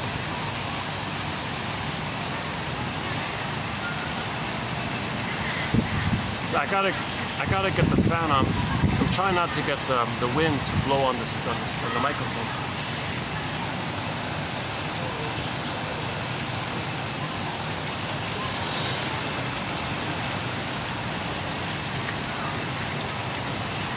What about now? Okay, let's try this for a bit.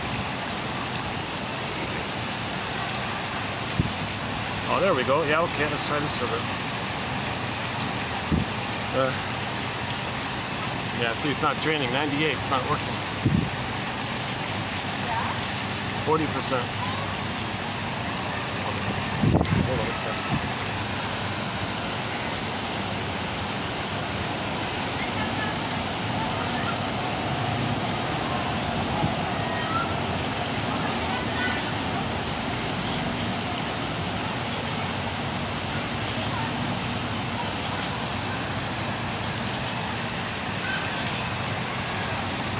I think what we could say is Rick Emmett created his own anthem, the Rick Emmett anthem.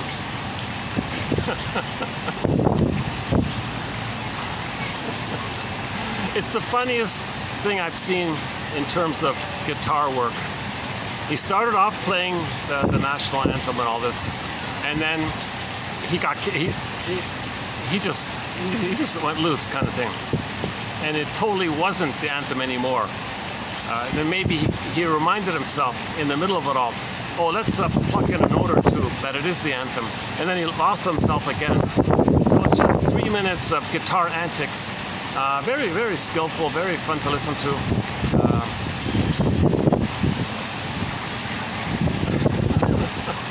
Maybe that's why there's no proper footage of it. Maybe people felt insulted. Hey, you're supposed to play the anthem here. Why are you dissing? Why are you dissing the anthem? Like maybe people think he's not showing respect or something. Are you making fun of the anthem? What's wrong with you? well, we don't like this. Maybe some people didn't like it. I saw in the audience some people were smiling. Some people were just confused. Like, what is this? I thought it was silly. I'm familiar with Rick Emmett a little bit because I've listened to a few of his podcast interviews. A very good storyteller. Oh, sorry.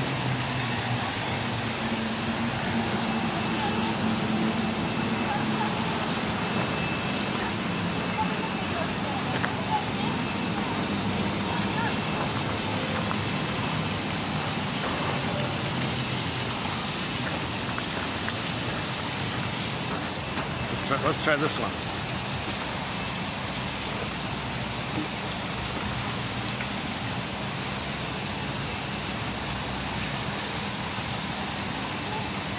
Oh, one of the kids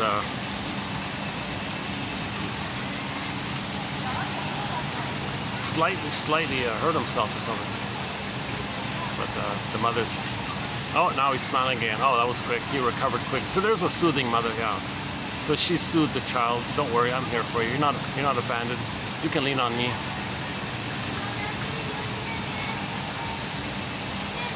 I don't know what happened. I didn't see what happened, but suddenly, let's get some more space here. I don't want to make them think I'm looking at them or talking about them or something.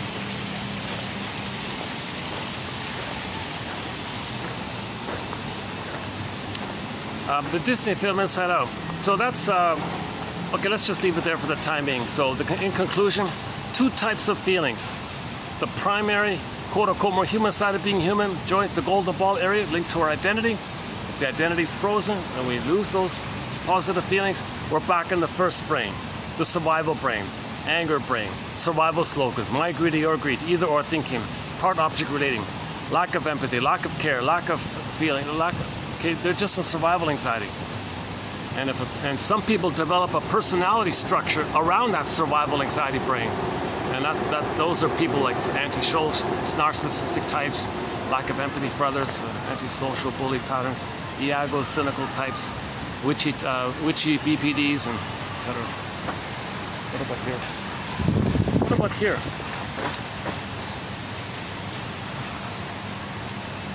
Yeah, okay, let's, how much time left? Yeah, let's continue here. Hold on a second. Give me a second here.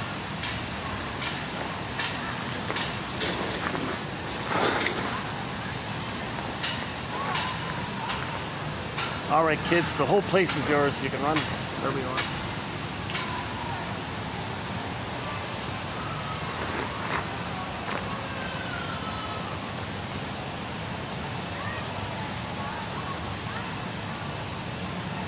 Well, on second thought, that mother's having a hard time soothing that child, the one who fell down or whatever.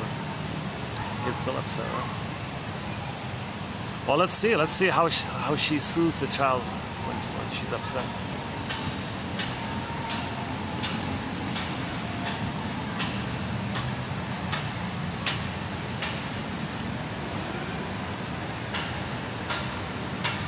You know, some mothers might fail in this area.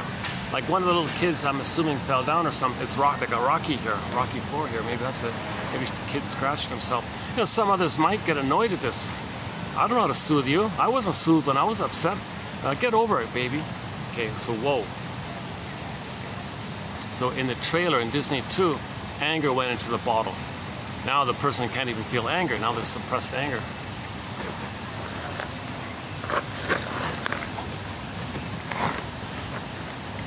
Okay, so let's just leave that there for the part one of the Inside Out. Let's talk about the part 2 one now. So now it's 13, new console. So in the trailer we saw the demo crew come in. They were playing the heavy metal song. They crashed the demo, the console for the new developmental phase of life, new mind, new situation, new tasks of development, the transition from primary school to high school, basically. Now Riley enters into junior high or something, grade 7, I think. Middle school, junior high, that kind of thing. When you leave primary school, that kind of transition like that. So it's the first year of the teenager time, right? 13 or something. So that's a whole new console kind of thing. So in the first film, Okay, Anger's at the console. Joy and sadness are in the bottle. Luckily, Joy and sadness came back. Everything's okay. Okay, now a new edition of the story. Now, in this story, at 13, once again, Joy and sadness go into the bottle. And here's the twist. So does anger and fear. And now shame. All of them go into the bottle. What's going on here? We understand why joy and sadness, the golden ball, the pleasant feelings, the authentic needs not met, pleasant feelings zoop down. So in the part 2, in Inside Out 2, joy and sadness, like in the first film, they go into the unconscious. They get zooped away into the glass bottle. Like Snow White, they did the Snow White thing in the glass bottle. So they're all in the glass bottle like Snow White is in the glass box. Because joy and sadness is like Snow White, the beingness, the pureness of the feelings of the beingness. It's the feelings of the beingness. So you can show the beingness as Snow White or the feelings as joy and sadness from the beingness. So so they just avoided the issue of Snow White and just talked about the feelings part of it. It's implied that Snow White is in the glass box if joy and sadness are in the glass box. Yeah? So joy and sadness are in the glass bottle. Now here's the thing, in the new film coming out in June of 2024, I'm posting this in April, fear and anger and shame are in the bottle as well. Now maybe because when you go to school, you're not supposed to show fear and anger or shame. Maybe there's like a social pressure to be cool and all this. So now you're getting to social pressure here, like so the social pressure. If you show anger, the teacher might punish you or something. If you show fear or shame, the other kids might ridicule you because we're homotraumicus. They might blow off steam, and they might want to shame others who show vulnerability because they're repeating how they were shamed by their mothers when they were vulnerable and scared. So everybody's afraid to show vulnerable feelings because people around them are going to want to replay what had happened to them. Oh, you have vulnerable feelings? When I was a baby, I was vulnerable. Okay, you play me as a baby. I'll play the shaming mother. I'll replay what happened to me. So everyone's afraid of that kind of thing. So the social pressure might be like that. So fear, so joy, sadness, fear, anger, and shame, they're all in the bottle. All 5 of them are in the bottle. And the humorous thing in the trailer was when they went into the bottle, Joy was saying, hey, wait a minute, you can't send us to the bottle here. What are you doing here? Well, first of all, don't say you can't, because the unconscious says, send me to the bottle. You can't send us away, send us to the glass bottle. Well, the unconscious doesn't hear the no, right? So they're all in the bottle, and you can hear I think the fear character was humorously saying, we are suppressed emotions, or suppressed emotion that when they got into the bottle. So think about that. What's going to be at the console now?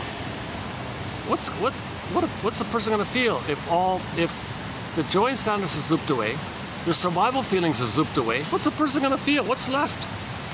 What's left when all that's bottled up? What's left at the console? Well, you're going to get some kind of leakages. You're going to get some kind of expression of that, maybe like a leakage of it, or some kind of expression to reflect the repression of the primary feelings. So that's going to be anxiety now. So anxiety runs the console. It makes perfect sense that they did that. Because anxiety means, as our first quote will indicate, that's what the first quote is about. Anxiety means you had a lot of fears with your mother early on. Infantile fears with the mother. Breastfeeding was foul, went wrong. Mother clinging and demanding and criticizing. A lot of fears with the mother. And we can see as well, Roddy's mother didn't seem to be a very nurturing kind of motherly type, right? So she did a good job in the first part. No prenatal trauma, no birth trauma. But it's hard I have a hard time kind of seeing her as being a loving mother like that. She seemed kind of narcissistic herself. I got a feeling, and down the road we're gonna learn more about this mother, what's really going on with her. There's probably a witch, there's probably an evil witch in her mind, meaning reflecting her rage and her trauma. That mother was traumatized, so maybe that's why she's not going to be too loving. So that's the issue with Riley. She wasn't nursed properly. She wasn't loved properly. So the anxiety character has this gaping wide mouth with baby teeth. So that's part of it. So anxiety runs the console. So the image of anxiety reflects oral trauma. The anxiety character has this exaggerated, cartoonish, elongated, super wide, abnormally wide kind of mouth like that. So that they want to make it clear. This is an oral issue. The baby had an immense fear, an immense trauma at the breastfeeding time. Maybe the bottle was used. Maybe the plastic bottle was used. Or maybe the mother force-fed the baby. Something went wrong in the oral time, the original time. So that's what anxiety is showing that. The symbol of anxiety means there's oral trauma, oral rage, oral greed, oral need, this whole oral or just general area. Trauma during the early time, breastfeeding time. So that's why anxiety has that wide, gaping kind of mouth. Plus, another clue is anxiety, the character, has baby teeth. Okay, so she doesn't even have the teeth of a 13-year-old. So the teeth there, it's kind of like when a baby starts getting their first teeth in at a few months old or whatever it is, right? So the anxiety character has like baby teeth like that, these huge gaps like that. They're not fully grown in. That means that trauma took place during that time. The trauma took place during that early time when the teeth were just beginning to come in. Another clue. So anxiety means old fears are coming up. The dispersal with the mother, the intense pain with the mother, it is dispersed in their life. That's anxiety. Because when you go through life, you don't want to re-feel that pain with the mother. That pain with the mother was intense. It disperses outwardly throughout your life. Okay, so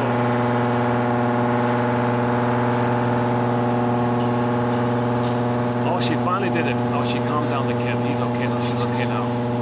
She's walking and she's talking and smiling. Oh, that's good. Oh, good job, mother. Good job. Oh, they're just starting to leave.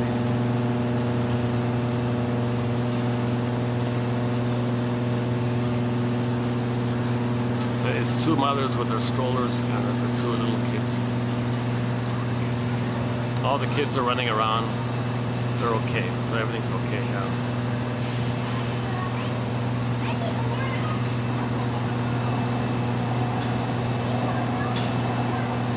Yeah, very attentive mothers. Yeah, very kind mothers, I guess. I don't know. If the truth is when they're alone, not in public, when they're alone. If a mother and a baby are alone, that's the real test of what kind of mother it is. Because when the mother and the baby are alone, when there's no one watching and they're alone, okay, that mother may see the baby as that mother's mother. Because what happens is the mother sees the unfinished business of her past and flies that to the present. It's over and can't see the baby's needs like that. So in the intimacy of the two of them, the super safety of the two of them like that, when you feel safe, old feelings come up. So her old feelings with her mother are going to come up. So she's going to be reminded of what happened to her. So when she's alone with the baby, she might shame her own baby the way she was shamed, and then hocus pocus, auto-hypnosis, double focus, Alice in Wonderland thinking, see her own baby as her mother. Now she wants to control her mother. So she wants to control her baby, unknowingly treating the baby as if she's back in the nursery herself trying to fight with the mother. Now she can be very controlling and witchy with her own baby. So she might be very demanding and want the baby, look, you listen to me, respond to me, do what I say, don't leave me, don't hunt. And if the child has autonomous thoughts, the mother says, you with me or against me? What, you're going to separate from me? No, you got to feed me, you got to be one with me. So if you do that, I'll reward you. If you have autonomous thoughts, I'll abandon my love. So that's called rewarding regression and punishing initiative autonomy. Yeah, once in a while that happens. I still don't know what that is. Once in a while I'm here. There's this loud noise.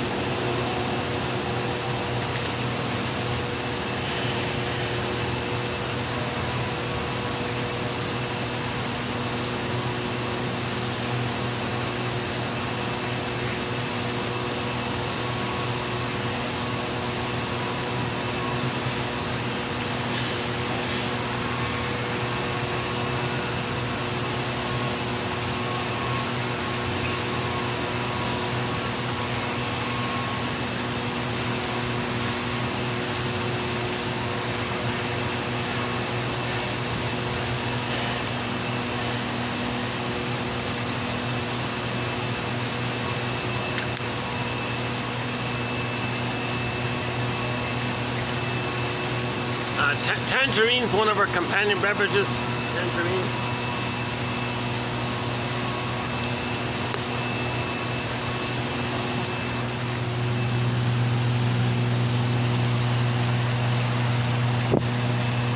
So how do we reflect? How do we show, or how do we express that the 5 emotions are in the bottle now, the glass bottle? Let's start with anxiety. Anxiety means all those old fears which we don't know. Like in the first film, the baby has direct, immediate fears with the mother. It's in that time. But now he's 13. Now she's 13. She's older. And she has those old fears unprocessed, unmetabolized, unrecognized. So there's all these old, live, undealt with fears. But now she's 13 and she can't show fear, so it's bottled. So fear is bottled up. So when fear is bottled up, and you got all those old fears, now the mother was the whole world for the baby. Okay, now you're going to school. Okay, you're gonna see the whole school as a triggering of the whole world mother, the whole world school kind of thing. So now as you're going through school, you're always going to be operating out of the fearful memory of the time with the mother. It's called anxiety. Again, anxiety means old, past, infantile fears that you don't know about. They're coming up. Things in the present trigger it. So you feel a little anxious. That's an old fear that you didn't process. Anxiety means old, infantile fears which you didn't process. That's what anxiety is. 99.99% of it, not all of it, right? So that means Riley has a lot of fear with the mother, okay? As symbolized by the gaping mouth, the wide oral mouth, a symbol for oral rage, oral greed, oral hunger, okay? Meaning emotional nurturance and that whole oral phase. The needs were met during the oral phase. The baby's needs were not properly met during the oral phase. That's why there's a wide mouth saying, like being like greedy, like a hungry wolf. That's the wide mouth means that. And plus the baby teeth part. You know, one version of it could be if the teeth were damaged, then that means Roddy ate a lot of sugar, okay, looking for synthetic sweetness to stand in for the missing maternal sweetness. So you could say that the teeth being like that, it means baby teeth. But what they could have done also, which would have been equally valid, I think, they could have showed the anxiety as having kind of very damaged teeth, either from too much sugar or from too much thumb sucking. If the child has to turn to his thumb to stand in for the mother's nipple, that's going to damage the teeth like that. So they could have done it 3 ways. The damaged teeth due to the excessive thumb suck. If the child has to use his thumb to stand in for the missing nipple, okay, that's child abuse. The child is desperate. Where's the nipple? He uses his thumb? Come on, seriously? That's abuse like that. The child's desperate to find the nipple, can't find it, turns to his thumb and tries to be autonomous like that. That's going to damage the teeth if he does too much thumb sucking. Or if he eats too many candies, that'll damage the teeth. Or the way they did it, well, he was just traumatized in that early time and the teeth haven't fully grown in. So there's immense fears. There are many unprocessed immense fears during the oral time. Okay? So Riley going into the new world, it's going to trigger up the old world. The mother is the first old world. Okay? And a lot of immense fear with the mother during that time, as seen by the image of the anxiety character. So anxiety is at the console, because you're going to go through school and you're going to be reminded of your unmet needs for oneness, okay, her unmet needs for nurturing, her unmet needs to be seen and accepted and supported and understood, and so on.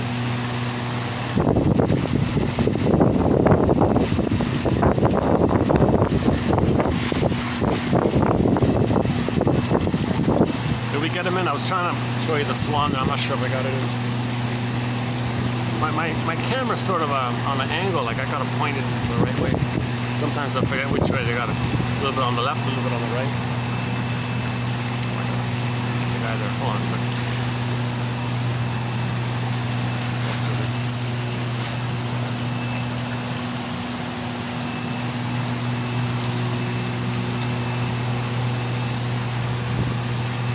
Oh, okay, hang on, let's do this. Let's go here.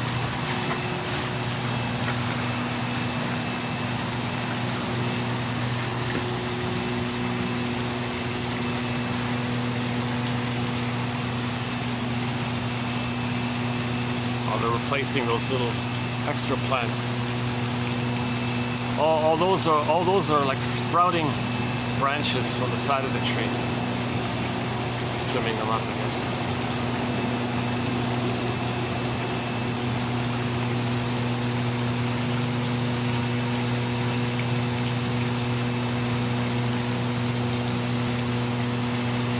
%.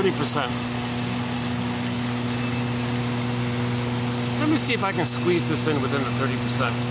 I think what's happening is I'm getting some power. I must be, so normally this would drain within an hour, but now it's going to give me 3 hours. So I'm getting some power. It's a strange. So let's try to get this in on one video. Okay, so anxiety is going to be at the console. Meaning, as Riley goes through school, she's going to be reminded in all of her dealings with people, all of her relating with people, of those old unmet fears. Okay, those basic fears for oneness, for safety, for merging, for soothing, for to be seen, to be accepted, to be liked, to be loved, to not be shamed, all this stuff. So anxiety is sort of going to be dominant in this case. And we know why. The gaping mouth, the oral phase, oral trauma.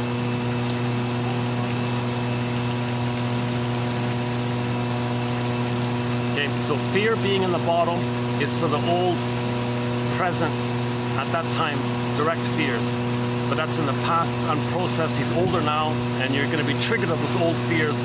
So in the present, when something triggering you of your old infantile fears, that's called anxiety. That's why anxiety is at the console. It's being reminded of those old fears, but we're not aware of it. That's the thing. We don't remember this. We don't know this. We don't remember this. But we're feeling anxious. Anxiety is in the first brain. The first brain is the survival brain. The language is physiology. So people like how I speak, a little stuttering when you speak, or a little shaky or something, or just being nervous kind of thing, anxiety. Apprehensive. You're being apprehensive. Anxious apprehension, one person called it. So you're going through life hypervigilant, because you don't want to re-experience that old fear. You're always vigilant because I don't want to be reminded of the old fear. I don't want to be triggered of the old fear, so you're always like a vigilant. Now don't remind me of my mother. So you're always like careful like that. So you want to direct your life trying to not be triggered. And you want to get your old needs met and not be triggered. So you're searching for love and running away from the memory of having been unloved. So you're running away from what happened while you're searching for love. So that's why things are very anxious like this. So it's very strategic. You're looking for mother's love, but you can't get it because it's past that critical time. At the same time, you're being reminded of what happened and you don't know it.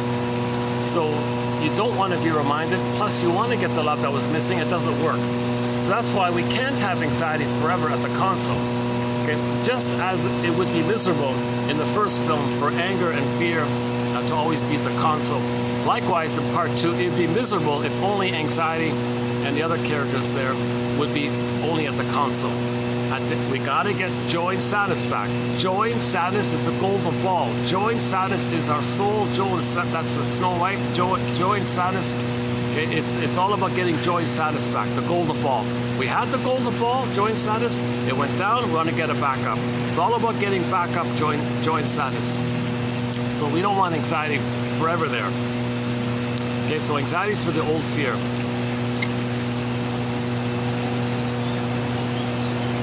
Okay, I just noticed something this morning. I don't know if this is true or not, but somebody posted a video saying that to reflect how sadness is in the bottle, they're going to introduce melancholia. It's not in the trailer, but somebody said it's going to be in the film. They're going to have some sweet old lady be melancholia, but reminiscing about the sweet good old times in the past, melancholia.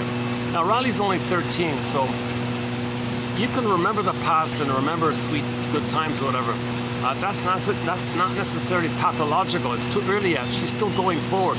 Pathological nostalgia sort of kicks in like post 40, let's say, where you give up, you're always dwelling in the past. You're dwelling in the past too much and not making really any present efforts. Then it's called pathological nostalgia. So let's just say at the age 13, the nostalgia is just kind of neutral like that. We don't want to know if it's going to be pathological nostalgia or just benign, harmless nostalgia. So anyways, apparently nostalgia, if that's true, then that would be the byproduct of sadness being in the bottle. You can't mourn losses. So as a defense against not mourning losses, you look back at the time when you had the thing that you wanted.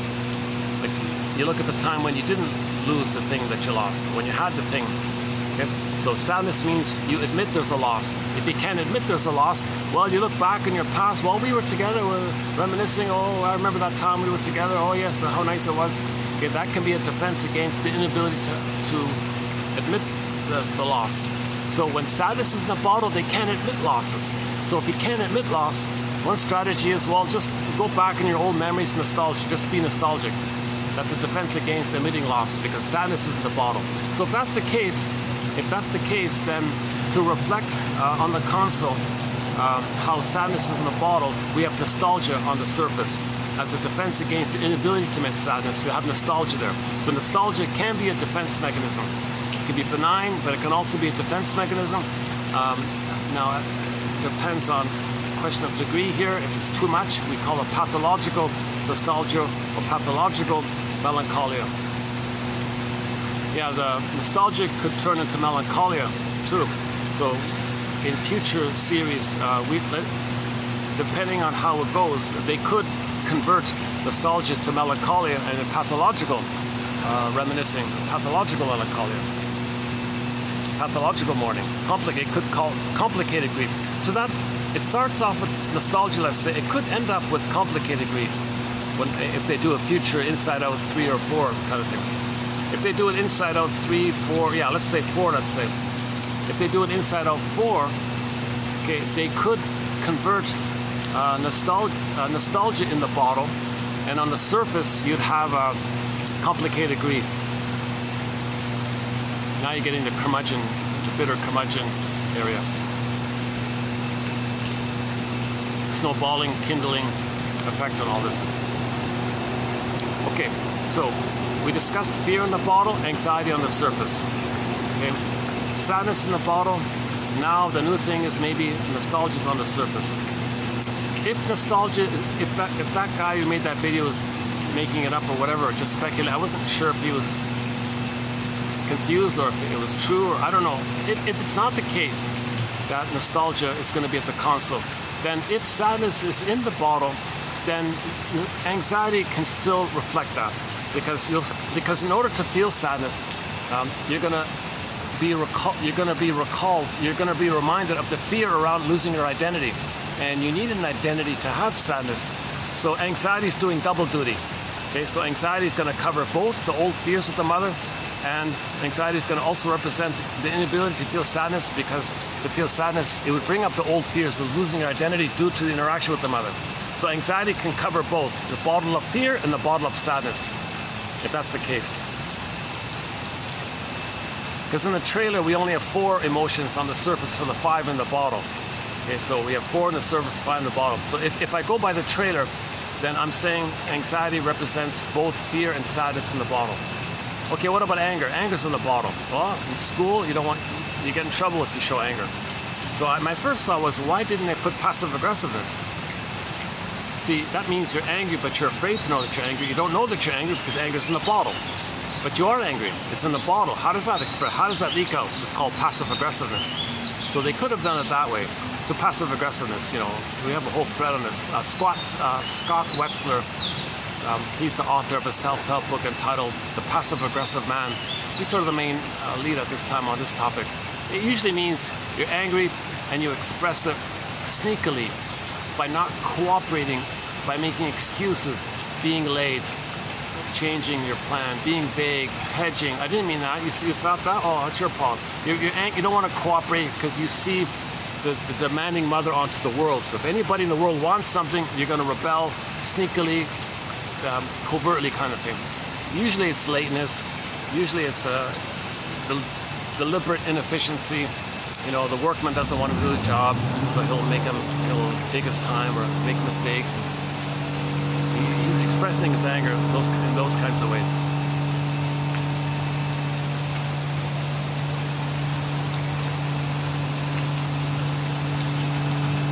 Yeah, when this video shuts out, first thing I'm going to do is find out what happened to the other swan. A little bit of a mystery. I miss him. I hope he's okay. I really hope he's okay. Jeez. That other swan was like laid back all the time. Like he wasn't very active. Like even like when I first came here, that black swan was always kind of like he didn't move around too much. So maybe he was ill all along. No, but he could stand on one foot while sleeping, so he wasn't that ill, right? I'll let you know in the next video. I'll let you know what happens, yeah. But in the meantime, yeah, there's the light. Sorry, but I gotta move the fan here. Okay, hold on a second.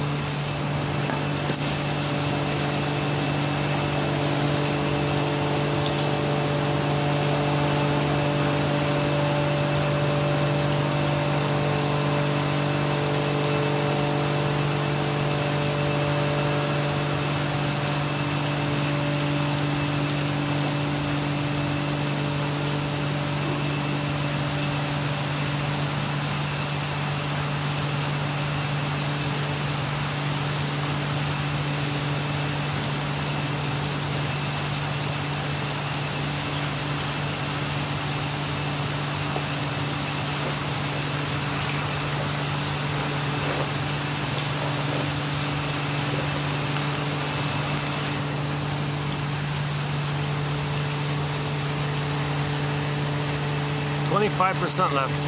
Yikes. It's not true.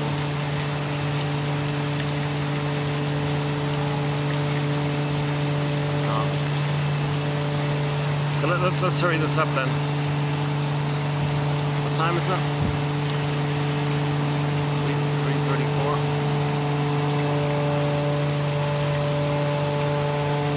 Yeah, I'd like to get this in one video. Let's speed it up then. So, okay, what about anger? Anger's in the bottle. So how's that going to look on the surface? Well, one option I think would have been to have a character called passive-aggressive. So you'd see Riley expressing her anger by not cooperating with the mother, by agreeing but then not doing it, or making people wait. That's how you express your anger. The teacher wants you to answer, and you don't answer. You're angry. Those kinds of keeping silent or something. But they didn't. They did a very brave thing. They did a very brave thing. To reflect how anger's in the bottle, they have the surface manifestation called envy, which makes sense because if anxiety represents oral rage and greed, yeah, that means the mother took away the baby's goodness, deprived the baby of his decent goodness, and that's called the envy breast. If Riley has that issue, the oral issue, there's a good chance we can link it to envy. The theory is maybe we can link it to envy. So envy means hatred of the good. If Riley as a baby didn't get her goodness validated, and the mother robbed Riley of her goodness, and she has to become like her, then to have a mother, she's got to hate goodness. That's called envy. Now, the envy character was a small character, so she's only 13. So I don't think it's going to play too serious a role at this stage. And here's the confusing thing. In the trailer, they only show envy as admiring something. Now that can be two ways. That can be like a benign kind of admiration envy. I wish I had it. That's one version of envy is called admiration. You don't hate it seriously. You just feel bad that you want it. That's not really envy, but in some cultures, there's what they call emulative envy, where you wish you had it, versus the envy proper, which is like, oh, there's good and I hate it, I don't want to see it damaged, I want to, so you can't have it, I want to see it damaged. I want it, or it's damaged and you can't have it, that kind of thing. Because it's more related to identity. Now notice, it's not jealousy at the console. Okay, jealousy, one quote says,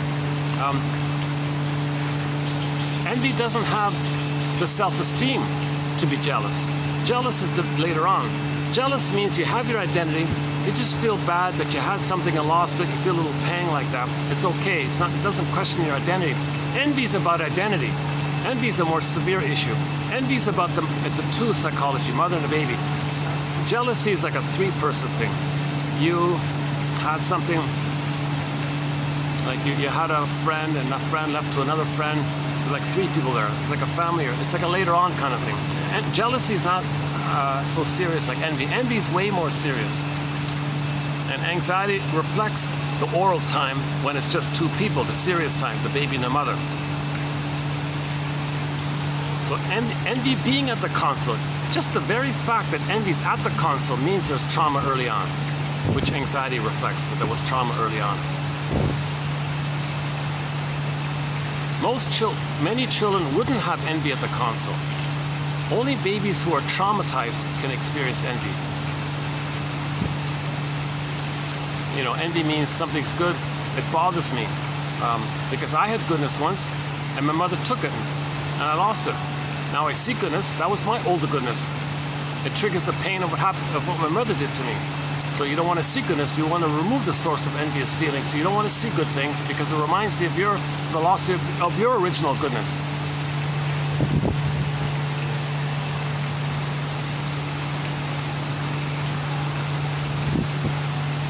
What's the battery? 23%.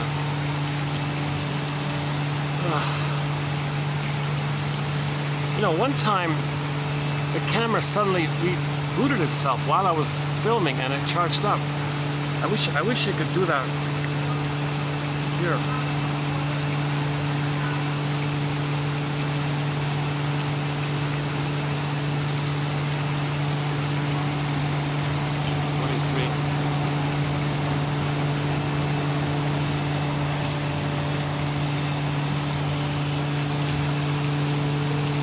So according to the trailer, they don't really show it directly what it's going to be. So, but it does make sense that envy would be at the console. Envy is a sign of trauma. If a person has envy going on, that's a sign of severe trauma with the mother. Not everybody feels envy. Not everybody has envy. Only those who are way more traumatized are going to feel envy. Because that's related to your identity, the loss of identity. Now there's going to be no gratitude, because that's acknowledging goodness, because you want to accept goodness as well. Now envy and greed kind of go together, but they don't talk about greed. It's called grenvy. So my guess here on the greed part is, okay, back to the wide gaping mouth, the oral greed. Remember, anxiety is this oral greed issue. So how do we see greed? So in the trailer, we do see something greedy. Riley has some friends, original friends in her team like that. And there's a scene in there where she wants more prestigious, more socially acceptable friends or something, richer friends or something. So she's gonna dump her true blue loyal friends and be greedy. I want richer friends. So we see that scene. Like that's very disturbing. Who does that? Who in grade 7 would like forget about their true blue friends that they've had, that they've played with so much, and just suddenly you see something more and more exciting, let's say, like people who are older, and you want to sit at the cool kids table or something, and you're going to just abandon your regular friends? Like who could be so cold like that? Like, who could be so callous like that? Like lack of empathy. You don't accept the goodness because she's got envy. She can't admit goodness. She doesn't realize the goodness of having her true friends. She's got these two, we see in the trailer she has two good friends, right? And for her to do that, she doesn't feel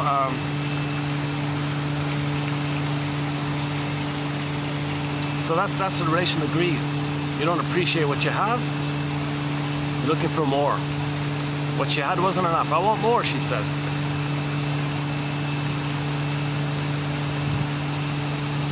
So I think the greed part of envy is in there.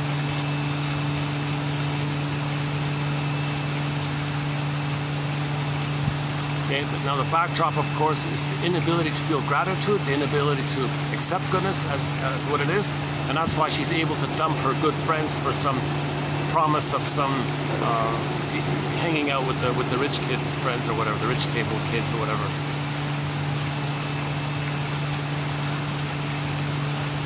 So Riley's not going to be a very likable person in that moment. No one's going to like her at that time. But we got to understand, joy's in the bottle. She can't feel joy with her friends. You see, sadness is in the bottle, so she doesn't register the sadness of losing the friends. Okay. Now greed and envy's at the console. Greed is sort of embedded with the envy. Greed is sort of like a tool of the envy. Envy is the main thing, but greed is destructive. Greed destroys. Okay, greed is related to the gaping mouth of anxiety, but envy is the driver. So although envy's at the console, greed is a servant of the envy. So you'll see greed, but it's really serving the envy. She's wrecking her life, right? The goodness she had, she wrecked it. The two good friends she had, she wrecked it. I can't see the goodness of it. I can't more the loss of it. I can't feel the pleasure of it. So that's wrecked. It's damaged. So by being greedy, looking for the other ones, she damages what she had because she can't accept it. So that's called Grenby. So they could call envy at the console Grenby. That'd be very interesting if they called it Grenby. Oh my God, yeah, Mr. Harold, what's his name? The guy who came up with that phrase, he'd be an instant celebrity, right? Harold something.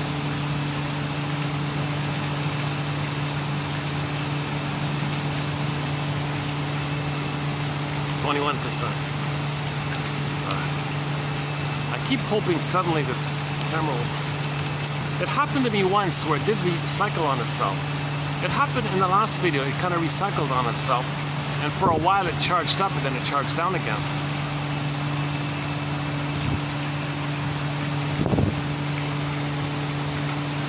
Okay, so that's... okay, what else is in the bottle?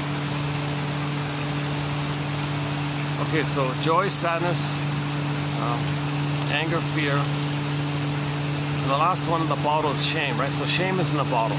So what's going to reflect the fact that shame is in the bottle?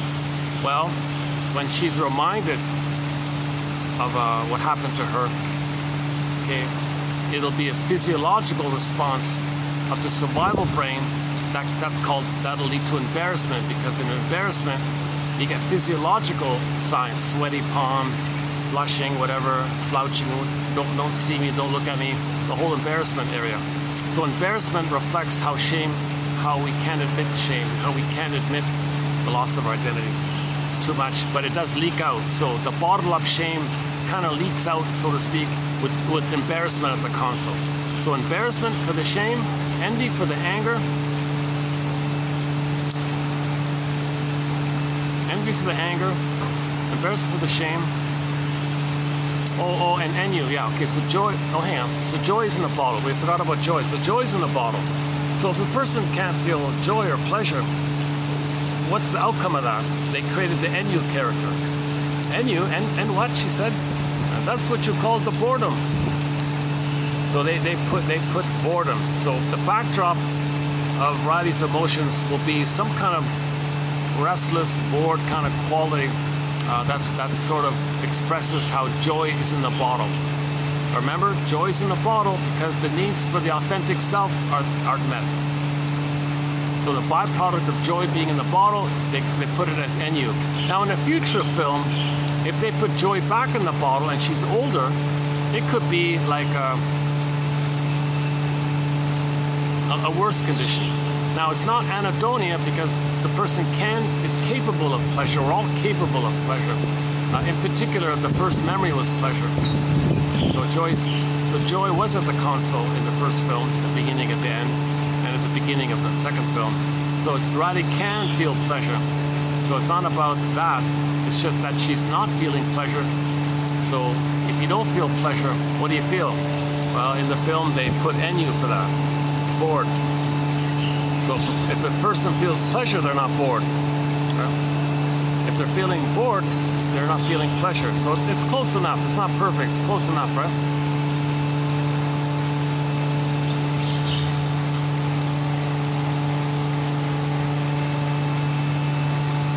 Another clue to the trauma of Riley, I'm going to guess, is that in the trailer, we saw several times Riley's eyes, her pupils, widely dilated.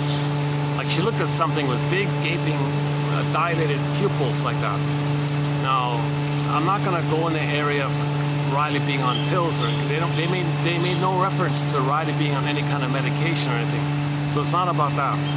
But in the daily life, she may be immensely excited and afraid, which would dilate the pupils, because when you dilate the pupils, you want to be like, you want to see things more. You're like hyper alert like that. That's part of the anxiety with the widely dilated pupils. So we saw Riley in the trailer with these wide, okay? So that's another clue to the trauma. Another clue to the trauma.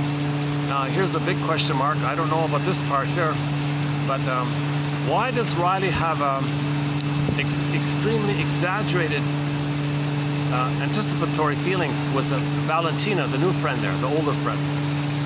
She wants to make friends with Valentina. She wants to dump her old friends and associate with Valentina. And they made Riley look like, wow, she's in a trance, she's spellbound, like wow, and all this. That's over the top. I don't think anybody in grade 7 would have that kind of immense infatuation for somebody 2 years their senior, let's say, of the same gender, right? If it were a fellow, maybe, but she's acting like she's a fellow, so maybe they're going to take it that direction. Given the culture, given the propaganda that we are currently swimming in, unfortunately, the LGBT propaganda is all over the place, bombarded with it everywhere. Billboard after billboard, ad after ad, reference here, reference there. You're bombarded with this LGBT, and Disney's doing it as well. So it could be that they're going to make, it's possible, I don't know, it's possible, theoretically, they could create the argument that Riley has an unconscious hope that Valentina will provide the missing good mothering. Hence the obsession with another woman instead of the fellow. Because there is a fellow that likes her, she ignores him. But she's infatuated with an older, attractive woman. So maybe it goes that way. That's another, that's one theory in that area of trauma. I'm not gonna go down that. We don't have a thread in this area. I don't cover that area. It's out of my zone there.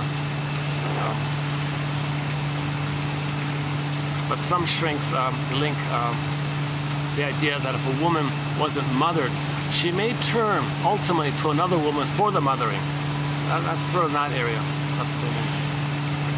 Lucy Holmes, I got it from Lucy Holmes. She said, what women who are unmothered want? Like, what do women want? She said, well, women who are unmothered themselves, they want another woman in a man's body. It's a weird thing she said. Another clue to this is they dress Riley in a sort of a boyish way. Now maybe it's because of the sports, maybe it's necessary for the sports. There's no link to hockey being only for men. Women can play hockey and not have, be LGBT. There's no factor in that area. But they dressed her sort of in a tomboyish look. And again, it's teenage, people are confused in teenager time. So that's also not a definite clue. But, it's funny, I looked up the voice of anxiety. The actress who played the voice, I looked it up just for like a 2 seconds or something. I just heard her speak in an interview for 2 seconds. My first thought was, oh my God, this actress looks like the Riley they're creating. It's funny, just a coincidence, but the voice who plays anxiety, the lady who plays it kind of looks like the cartoon Riley in the film. Okay, that's not important. Forget that last part. I forgot that last part.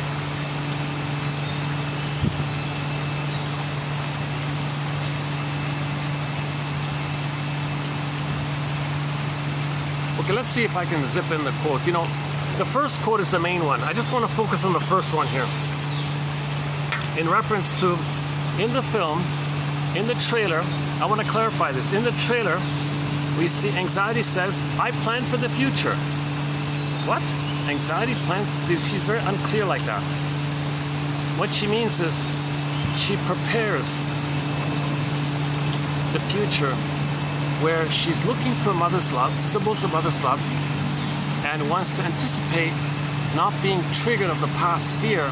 So you're preparing for the future to not feel the past fear and still searching for symbolic mother. That's what she means by preparing for the future. So I thought one quote that helps in this area is this one here by Barlow here. If one were to put anxiety into words, our first one here, if one were to put anxiety into words, one might say, quote, that terrible event could happen again, and I might not be able to deal with it, but I've got to be ready to try. That's what anxiety is, right? So anxiety means an old infantile terror with the mother happened. Maybe it'll happen again, and you won't handle it, but you got to try. So he calls this anxious apprehension. This phrase, anxious apprehension, conveys the notion that anxiety is a future-oriented mood state. So although it's caused by the past fears, and you don't want to feel those past fears, anxiety is future-minded because you don't want to re-experience in the future what happened in the past. That's what they mean by future-oriented. That's why in the trailer it says, I plan for the future. They mean it like this.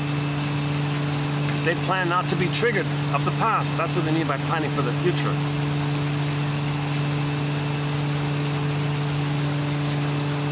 Anxious. So, okay, again, if I were to put anxiety into words, one might say, quote, that terrible event could happen again, and I might not be able to deal with it, but I've got to be ready to try. Let's call this anxious apprehension.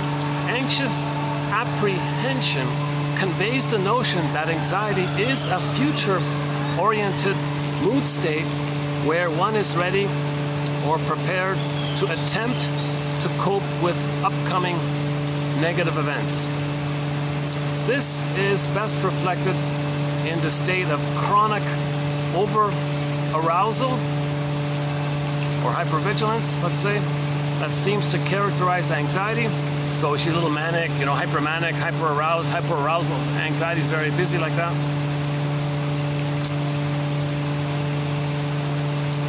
This arousal may be the physiological substrate of, quote, readiness. I'm always ready. If the past with the mother, if I'm going to see it happen again in the present, I'm ready now. If you're preparing for it, it's ridiculous. The present isn't the past, but that brain doesn't know time. That survival brain doesn't know time. So this readiness is an attempt to is an effort to counteract the original helplessness. So the baby was helpless. Now he's going to help himself, so to speak.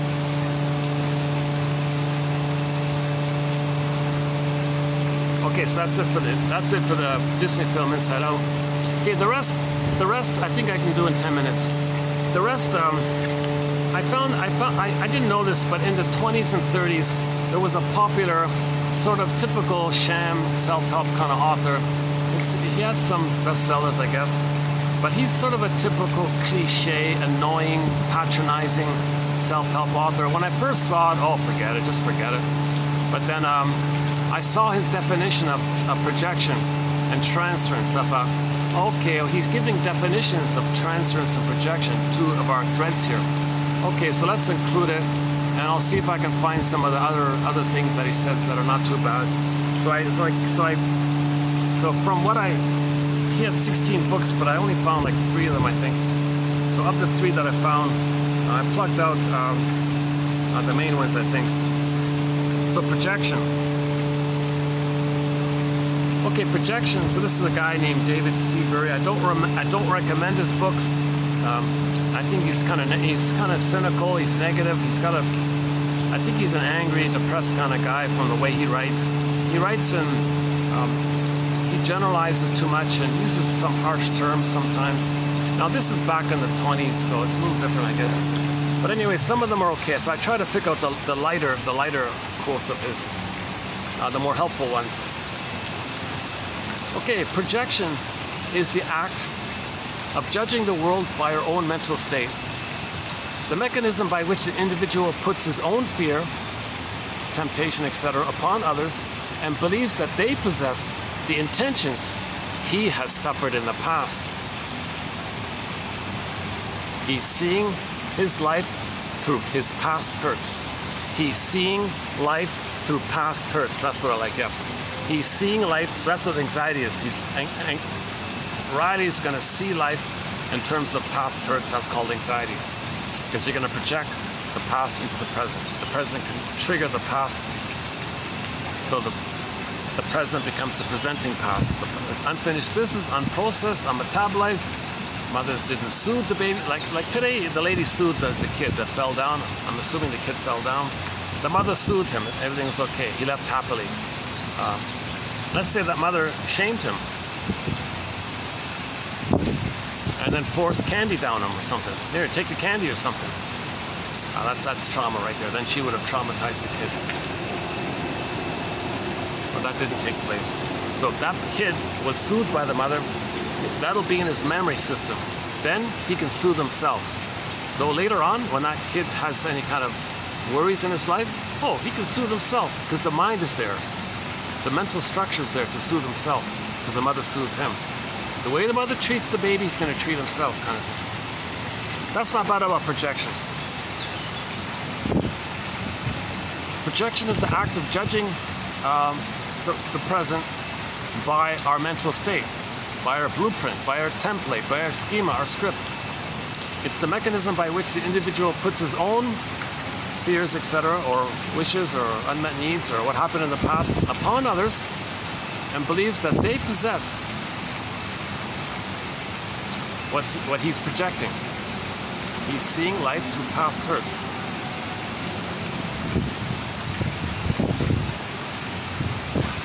So projection means something about you. It's too painful to admit. You don't want to know it. So you just say someone else has the thing that you don't want to know about yourself. It's called projection. Now, by the way, projection is the means of bringing your repressed material to your consciousness. Laughlin calls it a mirror. You say others think this, want this, did this, believe this, say this, think this, feel this, believe this. All these things that you're saying about others, if that's a mirror to know that it belongs to you. It's too painful to admit it. So the midway point is say it's out, then that's like a bridge kind of thing, like that's like a medium, the middle part, that's part A, then you own it. Oh, that's me. Oh my God, that's me. What I'm saying about them, that's me. Holy, you know what, right? Holy cow.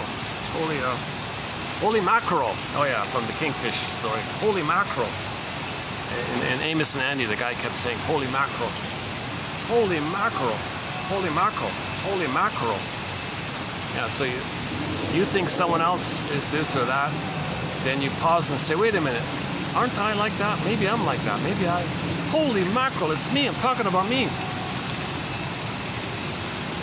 Whenever one actually admits projection and stops his arguing, criticizing, contending, etc., he is well on the road to emotional freedom and sound mental health. That's called owning your projections. It's called shadow work. It's shadow work. It's repressed shadow, unknown, dark, shadow. It's you but don't know it. You say someone else possesses it. So it's from you. It's your repressed self, secret self, unknown self, shadow self, double self, unknown self. It's you. Since it's unknown, they call it the shadow. So you say others possess the thing that you're denying. That's called shadow work. Shadow work means you own your projections, withdraw your projections, claim and admit the thing that you're saying about others. It's confession. Prejudice is confession, Leon Saul says. Most prejudice, you're confessing. Most things you're saying about others, most finger pointing, you're talking about yourself. The famous one finger forward, three back, like that.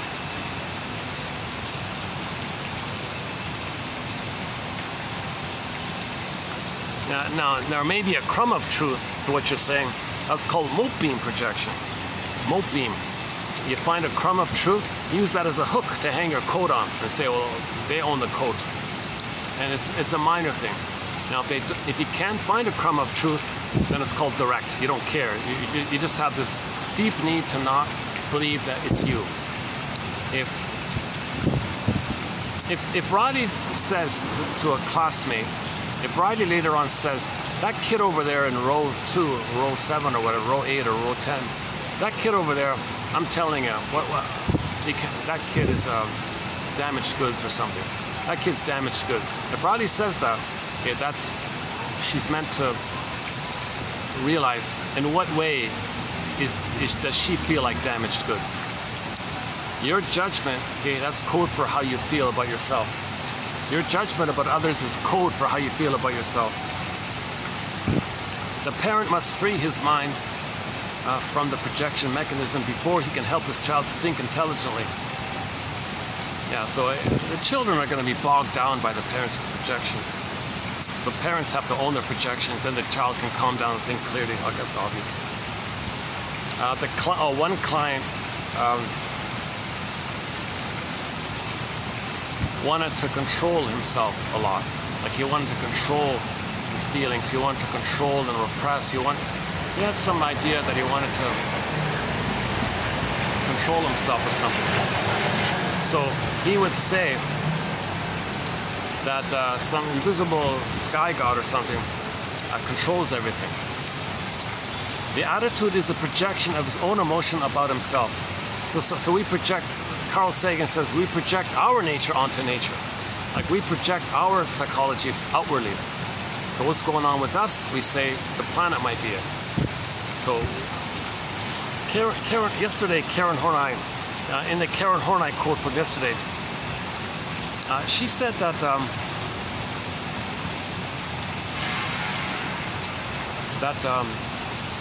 that she has a lot of demands on herself. That she has a lot of, she calls it the tyranny of the shoulds. The tyranny of the shoulds. It traces back to the baby thinking they got to save the mother, cure the mother, please the mother, because they got to have a good mother. Tyranny of the should. How can a baby save the mother? What a huge should. So she said, within, she's got all these like inner shoulds. I should do this. I should do this. Then when she's talking to the audience, she says if she projects those shoulds onto the audience, and then says the audience has these shoulds on her. Oh, don't should on me, audience. Then she's going to rebel, protest, and that'll affect the quality of her speech, and then she won't do a good job because of that, and that's called neurosis. So go to was it yesterday? Yesterday, yeah. 07. Go to 07 about that one. If I had time, I'd read it again, but 13%. Oh no, it's good. Go to the Karen Horney quote from yesterday. So the first one. It's a longer one. Yeah, here, go. It's this one here. Go to yesterday's video. It's the longer one by Karen Horney. Karen Horney. Read that one there. It's a very good one about anxiety, about neurosis, anxiety, and all this. Our current topic. Okay, related to projection is transference. Transference to make an unconscious identification of a present relationship with an earlier one. Now you're going to identify. You're going to transfer the past to the present. The present, somebody in the present is going to play the identity of somebody in the past. So that means like it's kind of the same. Transference to make an unconscious identification of a present situation with an earlier one, carrying over the former emotional attitudes to the present relationship, hence to a person as well as to anything, a place or whatever.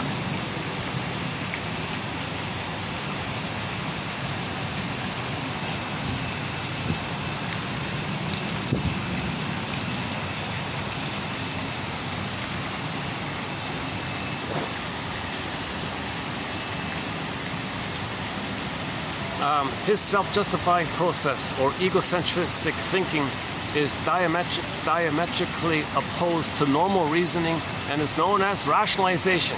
That's one way of saying. So rationalization is when you want to give the appearance of being reasonable, to not be called out on how you're really being unreasonable. So if, let's say in the Riley example, she feels damaged goods and says that someone else damaged goods. Then she creates a story about it. Well, look at them. You see that? See that? See that? Rationalize it. She's trying to prove it. It's called rationalization. That's a defense against feeling like damaged goods within. Oh, cutting tail. The wreckage was within. Wish-fulfilling dream. A dream that carries out some suppressed desire. That's one way of saying it. So a lot of our dreams are about meeting your wishes in your fantasy in the dreams. So what you actually wish for, you can't have. Well, when you dream, maybe you create some kind of thing using pieces of your past, reconstructing something, making up something, using elements of your memories, and then you have a scene in the dream that met your wish. And that tells you about your psychic state. So when you wake up in the morning and you have a dream, you say, it's like this in my soul today. It's like this in my soul today.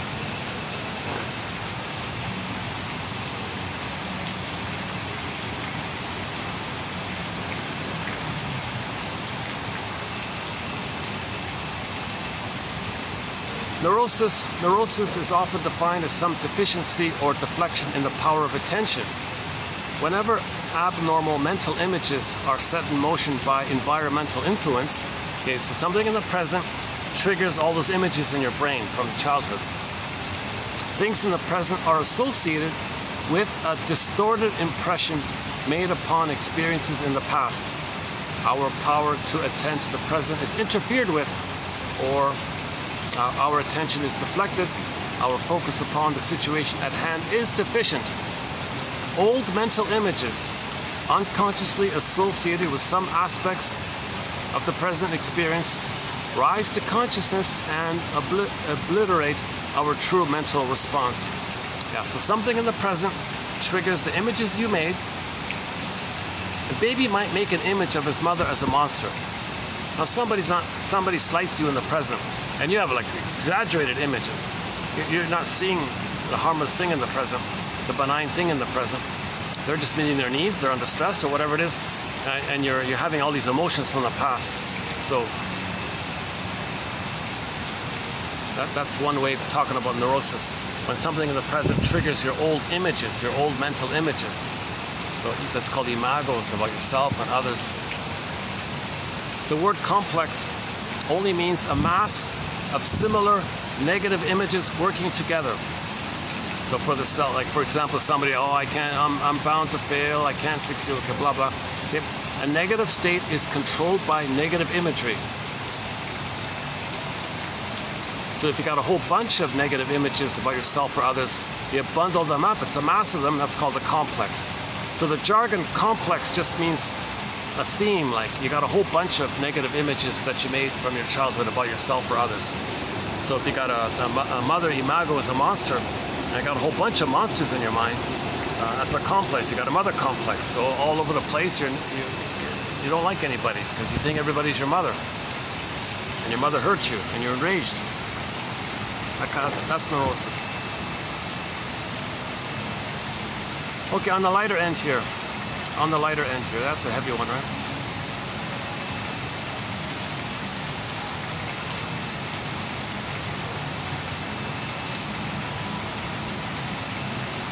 Okay, for just as nature has created herbs,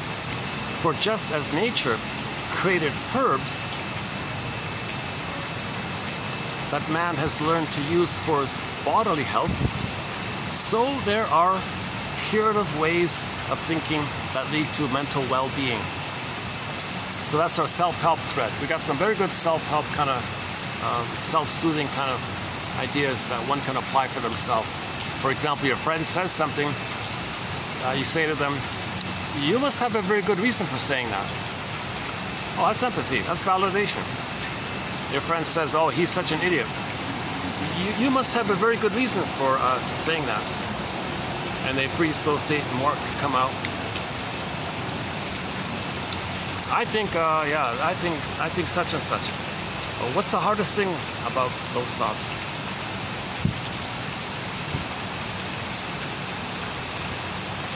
Men drink because they have not learned that self-indulgence never pays. That's an interesting thought, right? Self-indulgence never pays. I thought about myself, yeah, eating cookies and all this, eating ice cream. And in the past, I ate ice cream. Did it ever work? It never works. It never pays. This emotional eating or drinking, it never, smoking, it never pays. He refers to it as self-indulgence. Men drink because they have not learned, or men eat, or men smoke, or whatever, because they have, or gamble, or whatever, because they have not learned that self-indulgence never pays. And these egotistical satisfactions, in the end, destroy all genuine satisfactions. So these temporary, synthetic things, it's going to rob you of any kind of genuine satisfaction, obviously. What's about it? What is it, 10%? 10%, ah, yeah. 10%. A center of courage and quiet strength is latent in everyone. And that a belief in this fact is an essential attribute of all helpful therapies. Okay, so we all have a Snow White within. Just remember that. It may be sleeping, she may be in the glass box may be hidden, but we all have it. That Snow White image means we have a centeredness of courage and quiet strength. So the Snow White in every person gives a person a quiet strength and a center of courage called your beingness. So we all have a beingness. That's what we're trying to get back. We lost it with trauma, we're trying to get it back. We had our beingness, this core, lost it, want to get it back. This core went down, she came back as Persephone. Persephone means we got back our beingness. Okay? She describes it as your beingness as a quiet strength and a center of courage. That's not bad, right? Written 1920, yeah? 1920. A center of courage and quiet strength. That's your beingness, or Snow White, or joy and sadness coming back to the console. Okay, this phrase, mental hygiene. So the history of it is, long in ancient times, people weren't aware of physical hygiene too well, and a lot of problems because of that. Now the issue is mental hygiene.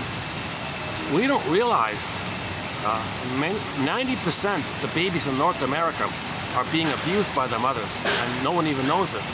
That's the mental hygiene issue. Like there was a physical hygiene issue back in the Middle Ages or whatever.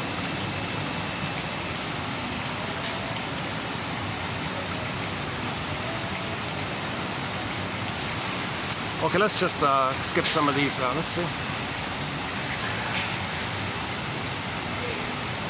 That a mosquito knows automatically how to fly is in itself one of the greatest evidences of inherent wisdom in living things.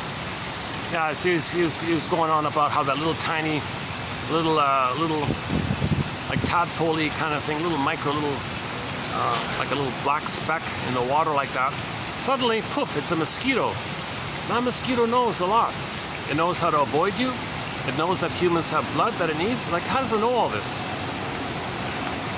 That a mosquito knows automatically how to fly, or knows how to fly, is in itself one of the greatest evidences of inherent wisdom in living things. Do we not possess within us such magnificent guidances as nature? Well, question, has nature endowed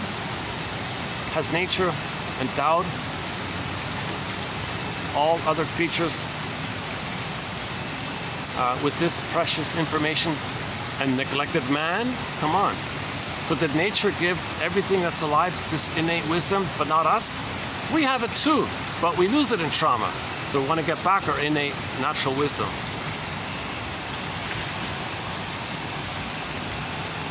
Part of this innate natural wisdom is that we're meant to express how we're unique.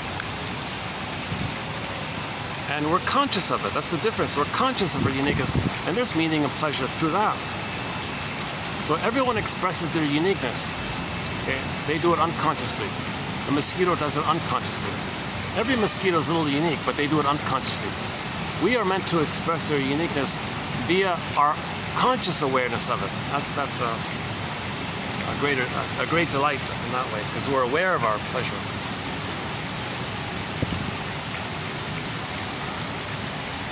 and man's supposed to be nature's greatest accomplishment. Really? Do you think nature forgot humans? No. Even the little mosquito has their inherent wisdom. He's born, he knows how to fly, he knows how to avoid the human trying to hit him, smack him, whatever. He knows that where to find that there's blood that he needs. He has a lot of innate knowledge. Well, humans have innate knowledge.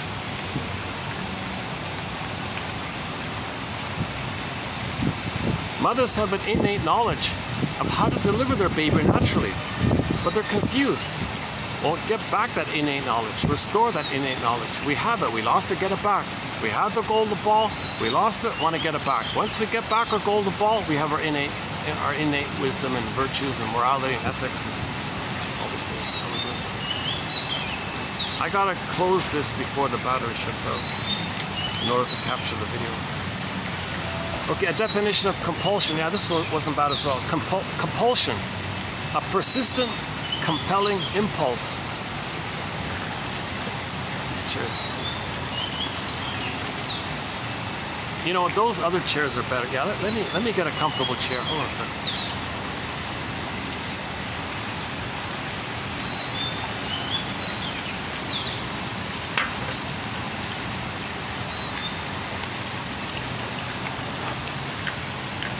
I think I'll be okay without the fan for 10 minutes. I've only got 10 minutes left, right? Yeah, okay.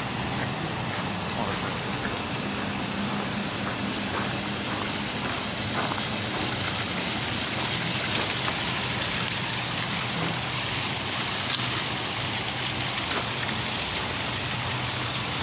Oh, whatever. Oh, these chairs are good. Yeah, these are. I gotta use these chairs.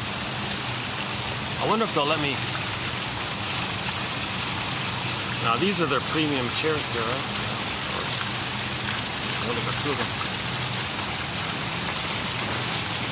Compulsion.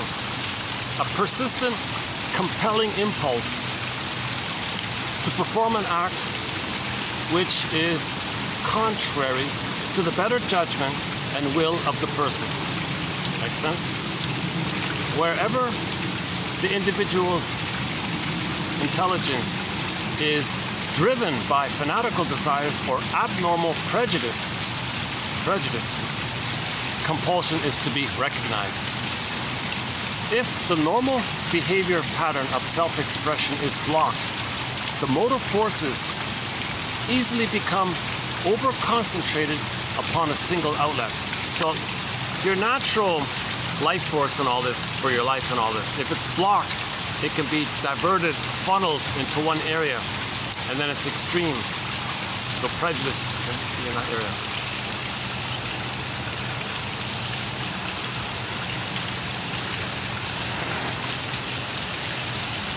Is that it? Fear is 9/10 misunderstanding. Oh, this is what he said to himself. He said to himself when he was upset. Fear is anxiety or fear is 9/10 misunderstanding. He's worried about something, he was afraid about something. He said to himself, fear is 9/10 misunderstanding. I will hold back fear until I understand what's going on. Yeah. First seek to understand. Most of your fear is just you're misunderstanding something, you're projecting something. Oh yeah, Dr. Piaget, Jean, very interesting one. This famous guy, Piaget, stated that quote, the only normal mind is the child's mind.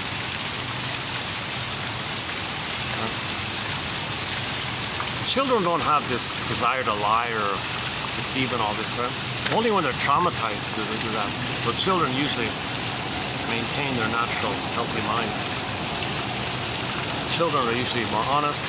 That's why they say people with like a child mind, they tend to be more honest. Like people with Asperger's or autism, like people with what they call an infantile personality or immature personality, they might tend to have a kind of a open honesty or something. Someone said, yeah, I trust people who are depressed more than others. Yeah, Jana said that, right? Was it Jana? Janov said, I'd rather make friends with somebody who's openly anxious because they're a little more direct with their feelings about it all, rather than somebody who has a severe wall there, and they need to maintain that wall because the pain is too much, so they're going to lie more.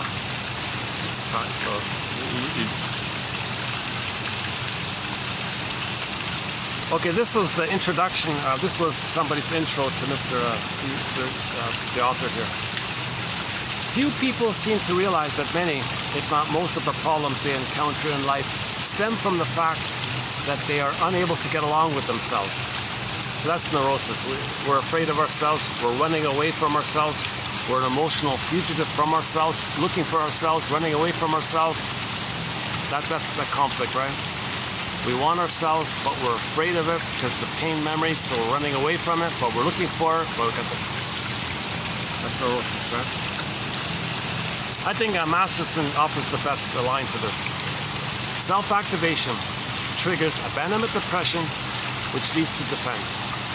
If the person wants to be real from his authentic self, it's going to flare up the memory of the pain with the mother, called abandonment depression. The immense fears. Massive fear. There'll be massive anxiety. The massive fear in the past will lead to massive anxiety. It's called abandonment depression. And then you use the defense mechanism. Eat cookies, run for the cigarette, do something to get you away from the pain.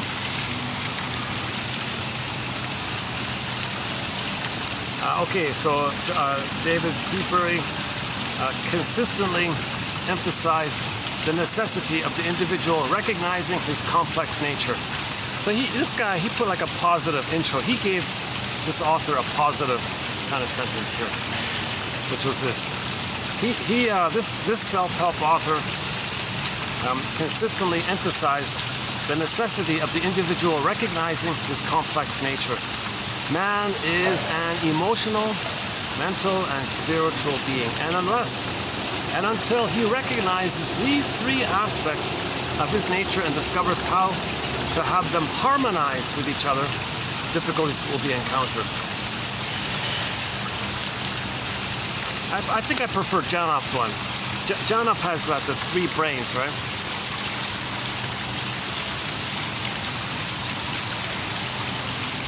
So you want the three parts of the brain to link up with each other, harmonize. Yeah, it's actually cooling off a little. I got enough. And my camera's shutting on. What is it for? Only 4:30. What a pity. I got 7% on the battery. I got about 5 minutes left here. Let's redo the first one. That's the main one here. The first one.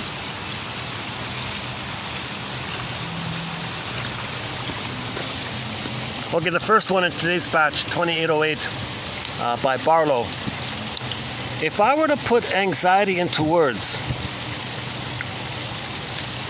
one might say, quote, that terrible event could happen again. That terrible trauma with the mother, her gaslighting me, her shaming me, her using me, her abandoning me, her threatening me, okay, her being so witchy against me, her exploiting me and using me and shaming me because she thinks I'm her mother and she's fighting with her mother. That terrible stuff. You never know. I don't know. Maybe that'll happen again. And then I might not be able to deal with all that if it comes up again. But I've got to be ready to try to deal with it.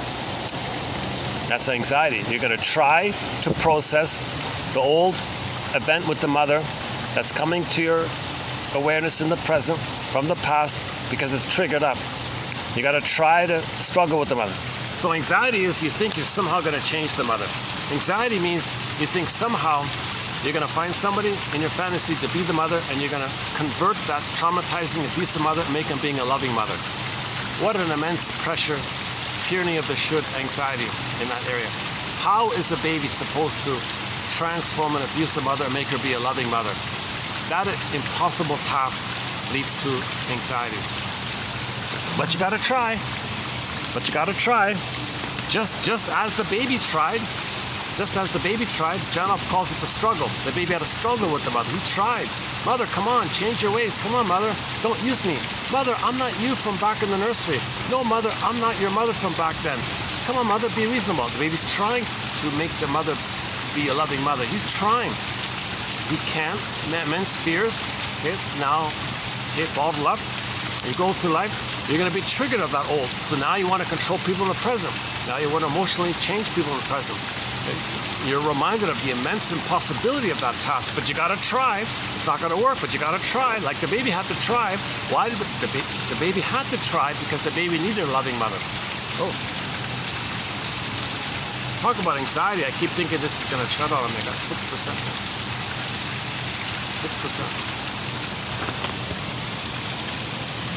If I were to put anxiety into words, one might say, quote, that terrible event could happen again with the mother, and I might not be able to deal with it, but I've got to be ready to try. Okay, let's call this anxious apprehension.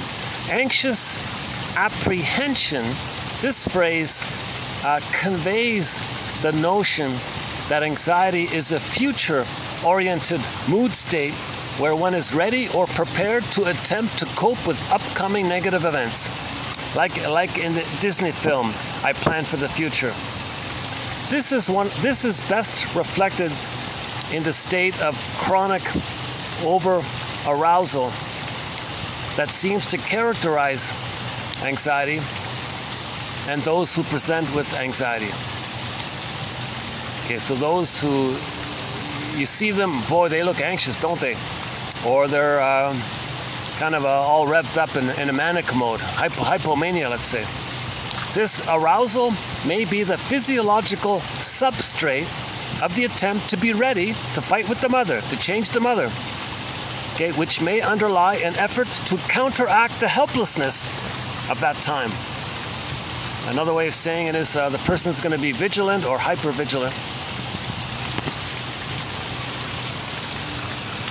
Okay, so in summary, anxiety is the reliving, the re-experiencing of that immense fears with the mother, infantile fears of the mother.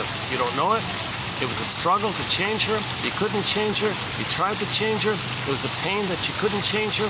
That's all live like that. Anxiety is the continuation of that. It's dispersed in your life, and you're always trying to change the mother, save the mother, cure the mother, heal the mother, fix the mother. And every new situation where you're dealing with people, you're going to feel anxious now. Because now that's the abusive mother, and you got to save her, cure her, be angry at her, come on, change her. You're going to, Marcus Stark calls it a relentless hope, or an unreal hope, or the struggle with the mother. That's called anxiety, right?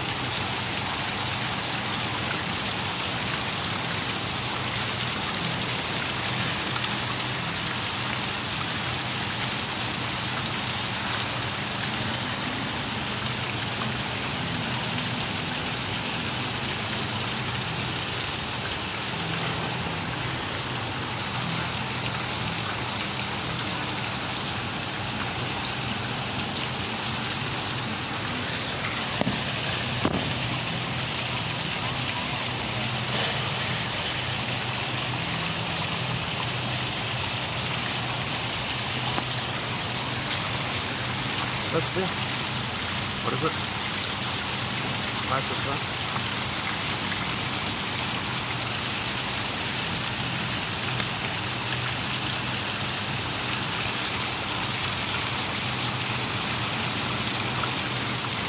And the clue to this in the Disney film Inside Out Part 2 is anxiety has the oral issue, oral trauma. The gaping, wide, super exaggerated cartoon mouth, okay, that's a symbol for oral trauma. Trauma of the oral area. Those trauma during the oral time, meaning that way. Okay? And the oral time is not just about physical food, it's also about the emotional experience with the mother. So the oral time is basically the breastfeeding time.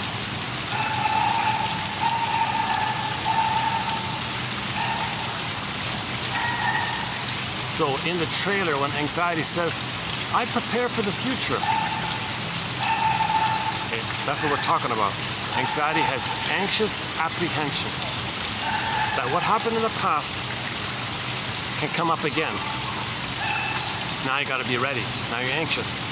But in the past, you were helpless. Now you're going to try to be helpful. What are you dealing with? You're just re-triggering the past into the present. You're fighting with a ghost, like you're fighting with a memory. It doesn't work. So you got to find the mother's story, be a detective, admit the greatest hurt of all.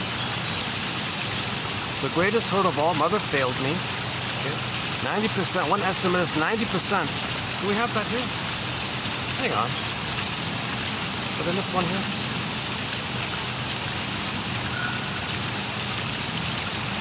Is it here? You know, he says it too. You know, he also uses 90%. This Seabury guy, he also thinks it's roughly 90%. Oh, I think I took it out. Oh, I didn't have enough space for it. Okay, it's not, is it in here? Wait a minute.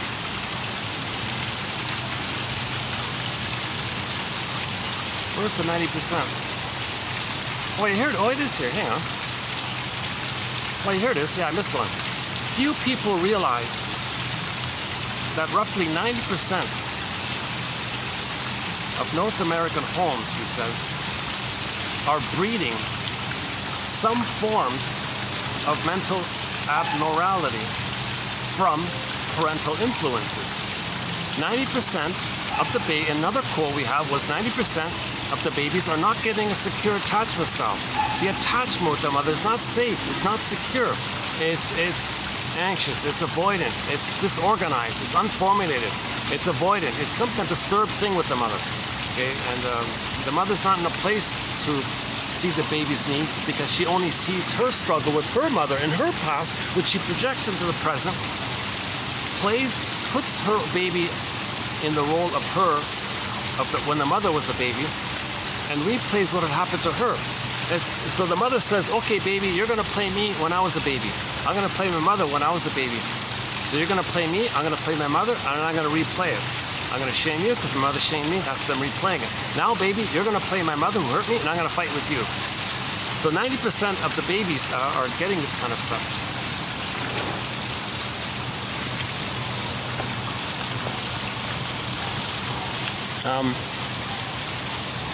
Where is it again?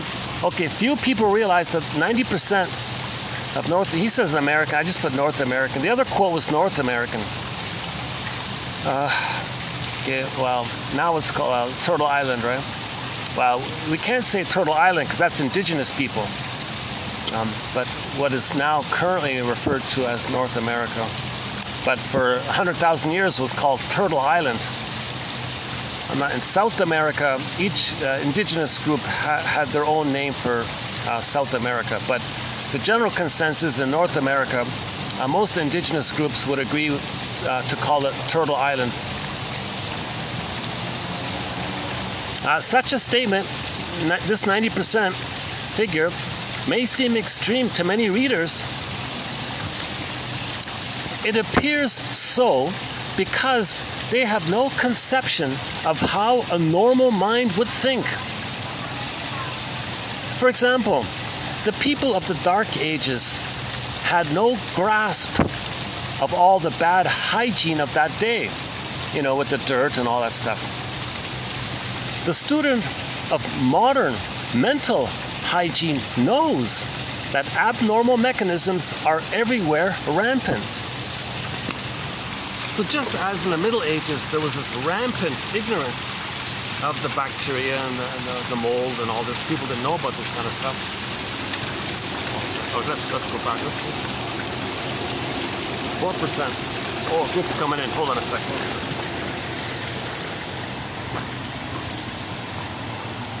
Oh, let's finish up here. Okay.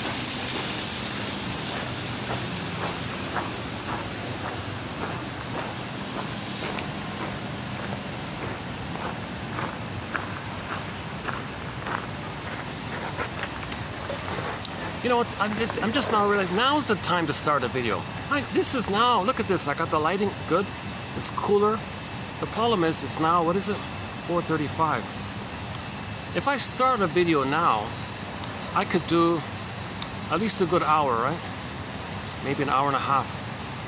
That's a thought. Maybe I should do the videos later and get better lighting and not be too distracted.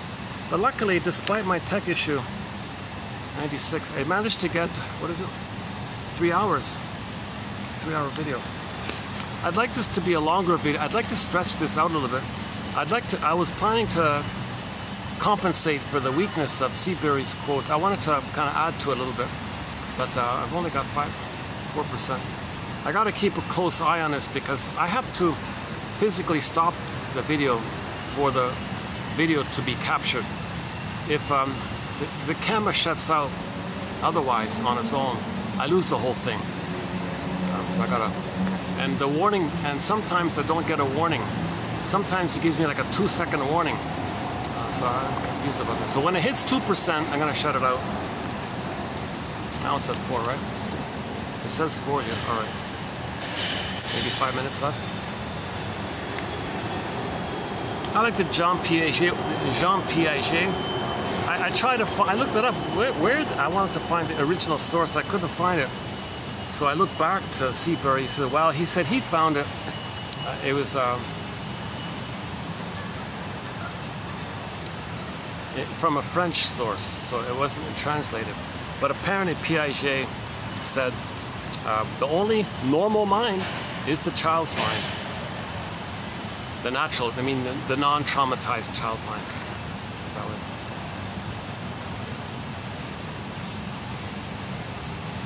I like this one too. Men drink because they have not learned that self-indulgence never pays. Just keep that as an affirmation. Self-indulgence, oh, never pays. Oh, hang on. No, don't say that because your unconscious will say self-indulgence pays. So you got to be careful. Consciously, you can say self-indulgence never pays. So if you reach for the cookies or the cigarette or the beer or whatever, self-indulgence never pays. Yeah, that's right, never pays.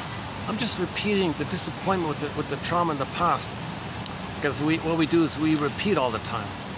Okay, the mother didn't give us her maternal sweetness, so you look for symbolic mother. Oh, eat cookies, that's sweets. You think, well, that could be the sweets have the effect of tricking my brain to send me serotonin, because my brain perceives the concentrated sugar as me being saved by the surplus food like that, and then I get serotonin. Well, that's what I want. I wanted the serotonin. I want to feel safe, because I didn't get the safety with mother's interaction. I didn't get that safety, a relational safety. I didn't get a relational safety, so I'm going to get a moment of safety. That's self-indulgence now. So now you're engaged in self-indulgence. It never corrects the faulty wiring with the mother in the past. So this self-indulgence stuff never works. Burglar describes with the alcohol. Okay, a great hope fell. You heard no noise. The wreckage was within. Oh, cunning tale that let a witness in. Emily Dickinson. Okay, so the baby had a great excitement to be nursed properly, fed properly. Okay, so that's jocose, disappointed, morose. He's sad. Now he's angry. Bellicose. Remember sadness, then the anger. Okay, that's bellicose, and then the swoon, the endorphins. That's the comatose, the endorphins. So imagine that cycle. The prototype is the baby had excitement. Mother, here are you there? We're going to be one. Mother fails it. He's sad, angry. The brain sends endorphins. That's the numbing. One comedian said, I don't drink because I was born drunk. That's the numbing, traumatized like that. Okay, later, how do you repeat that? Well, jocose. Run to the beer store, get all excited, buy your favorite beer, let's say. A glass of wine or something. That's the jocose. Your anticipation, the stimulating fluid. Okay, it can be symbol for the missing maternal stimulating fluid. So you look for the stimulating fluid as a symbol of the missing original needed stimulating fluid. You're going to be disappointed. So for the minute, you'll get the sugar, concentrated sugar, the wine, the grapes, the concentrated grapes, the sugar. It tricks the brain to send you, make you feel safe. Plus the belief that the fluid is mother. So you're going to create the blissful oneness. So this is all very jocose, right? Plus dopamine, you're running to the store, so you get the hope. So you're all excited. That's the jocose. Okay, morose, you're going to disappoint. Not going to work. That's not going to work.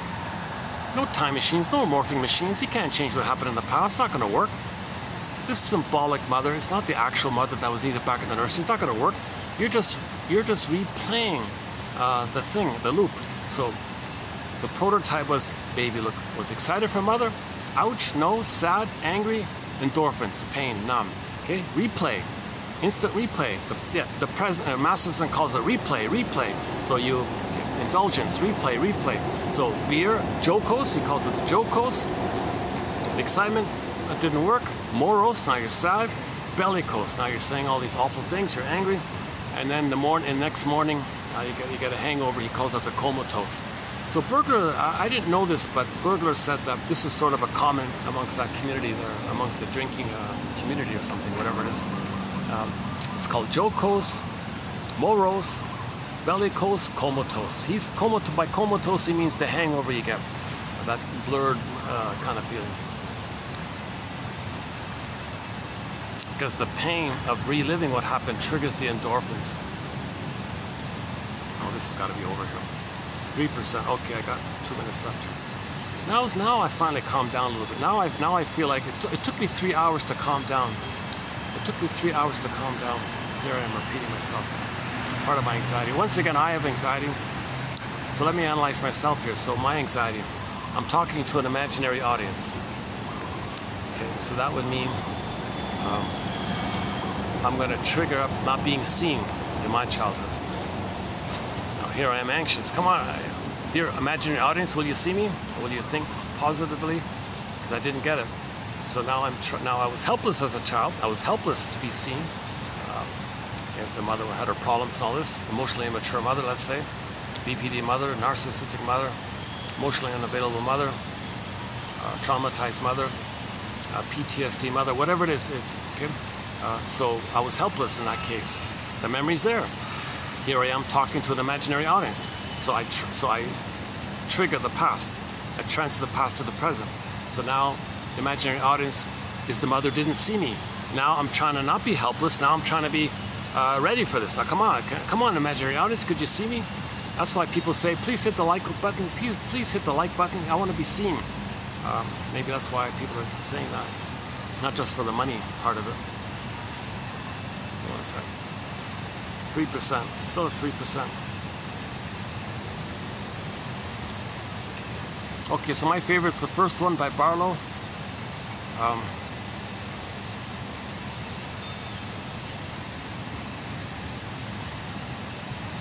This fourth one's okay, about neurosis, about the projections and all this, all about mental images. This whole issue of imagery, like you're reacting to images. You want to interpret these images. The baby has primary processment. That's why missing fairy tales are powerful. They're the images of trauma in the mind that early on. The one about, okay, the self-indulgent, I think that's okay, I like this one. Men or people eat comfort foods because they have not learned that self-indulgence in them never pays.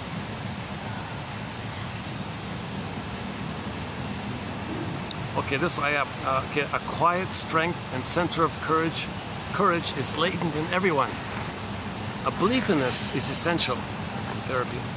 So the therapist has to keep that in mind. And the client and the therapist both have to keep that in mind, that there is a Snow White in everybody. Everybody's got a Sleeping Beauty Snow White in a glass box inside.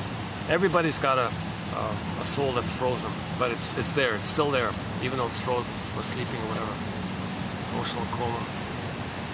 Everybody's soul is in a coma, but there's still a soul there.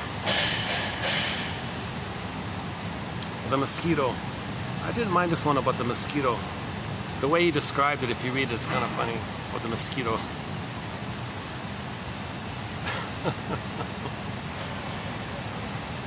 So can't we access our innate wisdom and knowledge at least as much as how the mosquito? Okay, one about rationalization, one about compulsion, one about dreams, a couple about projection, transference. The 90% one, center of courage, Piaget, drinking, herbs, the one about the herbs, one about neurosis, the compliment to Mr. Seabury here, and then one about this phrase, complex and Barlow. The Barlow's my favorite one.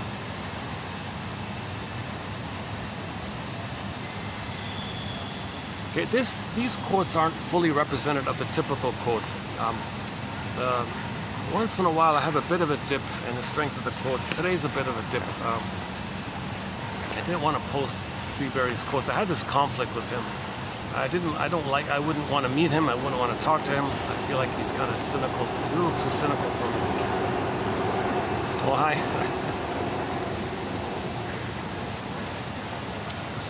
It still says 3%.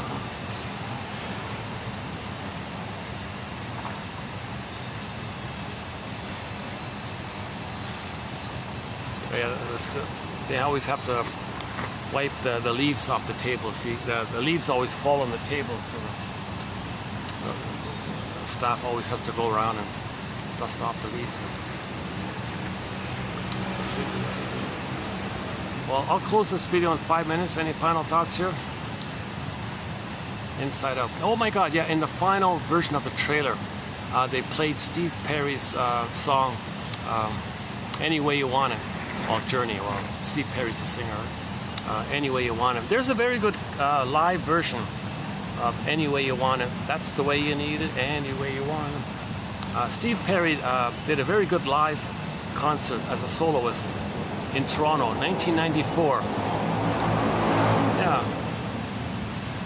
That was a good year for music. Okay, 1994. Look up Toronto, Steve Perry, Toronto. That should do it, right? 94, Steve Perry. The concert there, like a 1-hour concert, whatever. Towards the end there, he does Any Way You Want It. Now, the guy who filmed it was sort of secretly doing it a little shaky, you know, but it's still okay. The audio's good. I like it because it's sped up a little bit. He sings it a little more quickly. It's refreshing. It's a refreshing take of the song Any Way You Want It. And that song, Any Way You Want It, is the soundtrack to the trailer, the Inside Out 2 trailer. Any way you want it, that's the way you need it. And for number one, it was More Than a Feeling and A Sweet Emotion, those ones. This one is Any Way You Want It. And the other one was, actually there's another trailer, like a preview trailer. They played More Than a Feeling in the background also.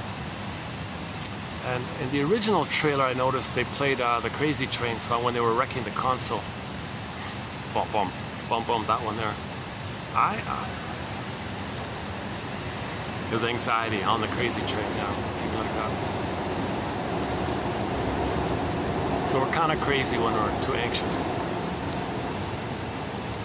Meaning we're not crazy, we're neurotic. We're neurotic. We didn't process those old fears of the mother, and they keep coming up. So now we're trying to prepare for it. Apprehensive. Anxious apprehension. Now we're not helpless. Now we're older. Now we're going to fight with the mother monster image in our mind. So myths and fairy tales are good for this. All these fighting with images, monsters and things. Yeah, that's a good one. I think that's a key one. You know, it's worth it. You know, it's worth it. This whole is fine. Because my goal is to have one good quote in each video. I think this Barlow one is good enough. Read your mission, should you choose to accept it, is to click the more link and read this Barlow quote. Barlow, D. Barlow. It begins with, if I were to put anxiety into words, that one. An effort to counteract the original helplessness. Now you're older. I'm not helpless anymore, mother. I'm going to fight you, mother, now. But you're dealing with the emotionality of the time as a baby with the mother. Oh, it's 2%. All right. Let's close this to make sure I record it. All right. Well, thanks for putting up with my anxious delivery here. My anxiety is coming up. The next video will also be on anxiety, so I'm going to continue adding some more quotes to anxiety. I feel like we've made some progress here on this topic. It's one of our threads. It's sort of undeveloped, but I'm trying to build on it. So in the next video, which will be 2809, we'll focus some more on anxiety.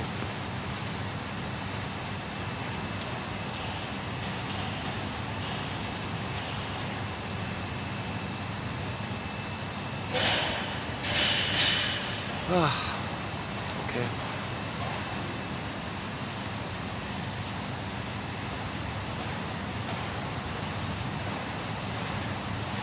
Yeah, I come when I do my videos here, I feel a little less anxious. I feel the hospitality, the friendliness here. Thankfully, everybody sits indoors. They got 2 levels in, so all the guests sit indoors. Very rarely does anyone eat outside now. Maybe my doing this is just a little bonus for them, unexpected bonus. Still 2%.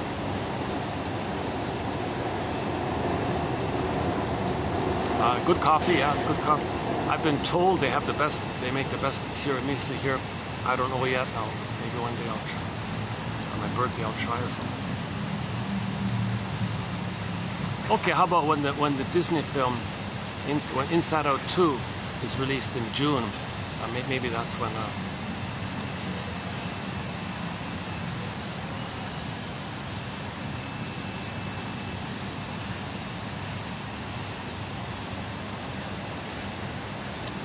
So I don't know if that's a rumor, if the guy was making it up, or if it's genuine. But there could be a 10th character in that film called Nostalgia. Yeah. To reflect the sadness. We'll see about that. So you don't want poor Riley to live mainly with anxiety, ennui, okay, embarrassment, envy, and then nostalgia for the past all the time. Come on. But you know, a lot of people are kind of like in that situation. It's kind of a realistic situation for many people, right? So in the first film, joy and sadness was able to come back to the console when the metaphor is when we feel the shame and rage of being trauma with the mother. We get an identity. When you get an identity, joy and sadness can zoop up. So we saw at the end of Inside Out 1, joy and sadness zooped up to the console. Now it went down again. How are they going to come back up? Now, when they do come back up at the end of the film, joy and sadness will be at the front, and the other characters will sort of be at the back. They'll all be at the console, but mainly, I think mainly it'll be shared equally. If joy's at the console, joy will lead it and let the others as needed, according to different situations. And there may be times when they get bottled up again.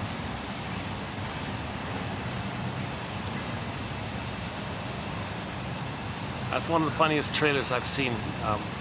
When Joy said, "You can't do this to us. You can't repress us. You can't take us away. Riley needs us."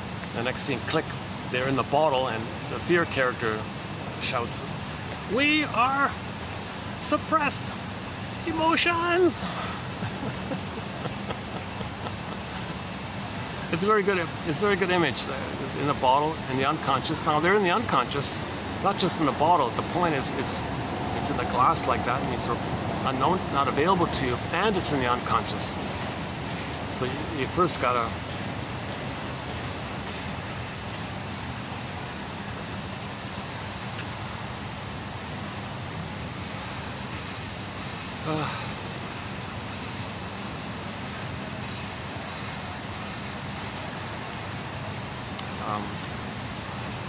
okay, let's just leave it here.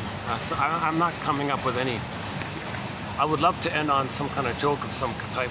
The newest joke I have is with that guy who said that the reason he doesn't drink is because he was born drunk and he stays drunk all the time. So Janoff would say that the mother took massive anesthesia, epidural, and painkillers when the child was being born. It went into the baby's brain, and the baby's brain, the set point was elevated to the endorphins. Now he's going through life with all this exaggerated endorphin release, so he feels drunk all of his life. So he was traumatized at birth. So the good thing about Riley, her mother, was she didn't abuse. There was no child abuse in the uterus. There was no child abuse in the womb, and there was no birth trauma. So I think for all the criticism one may have about the mother, let's give her credit for that key area, the 9 months and the birth. Oh, that's huge. Because it's extremely difficult to heal that kind of earlier stuff. John Off was sort of about the how do we heal from birth trauma and prenatal trauma, how do we do this? And there was a lot of people who were interested in this. They were flying to California. Do you know how to heal from birth trauma and prenatal trauma? I've got it. Yeah, I've got it. Help. It's too much. It's too much. 2%.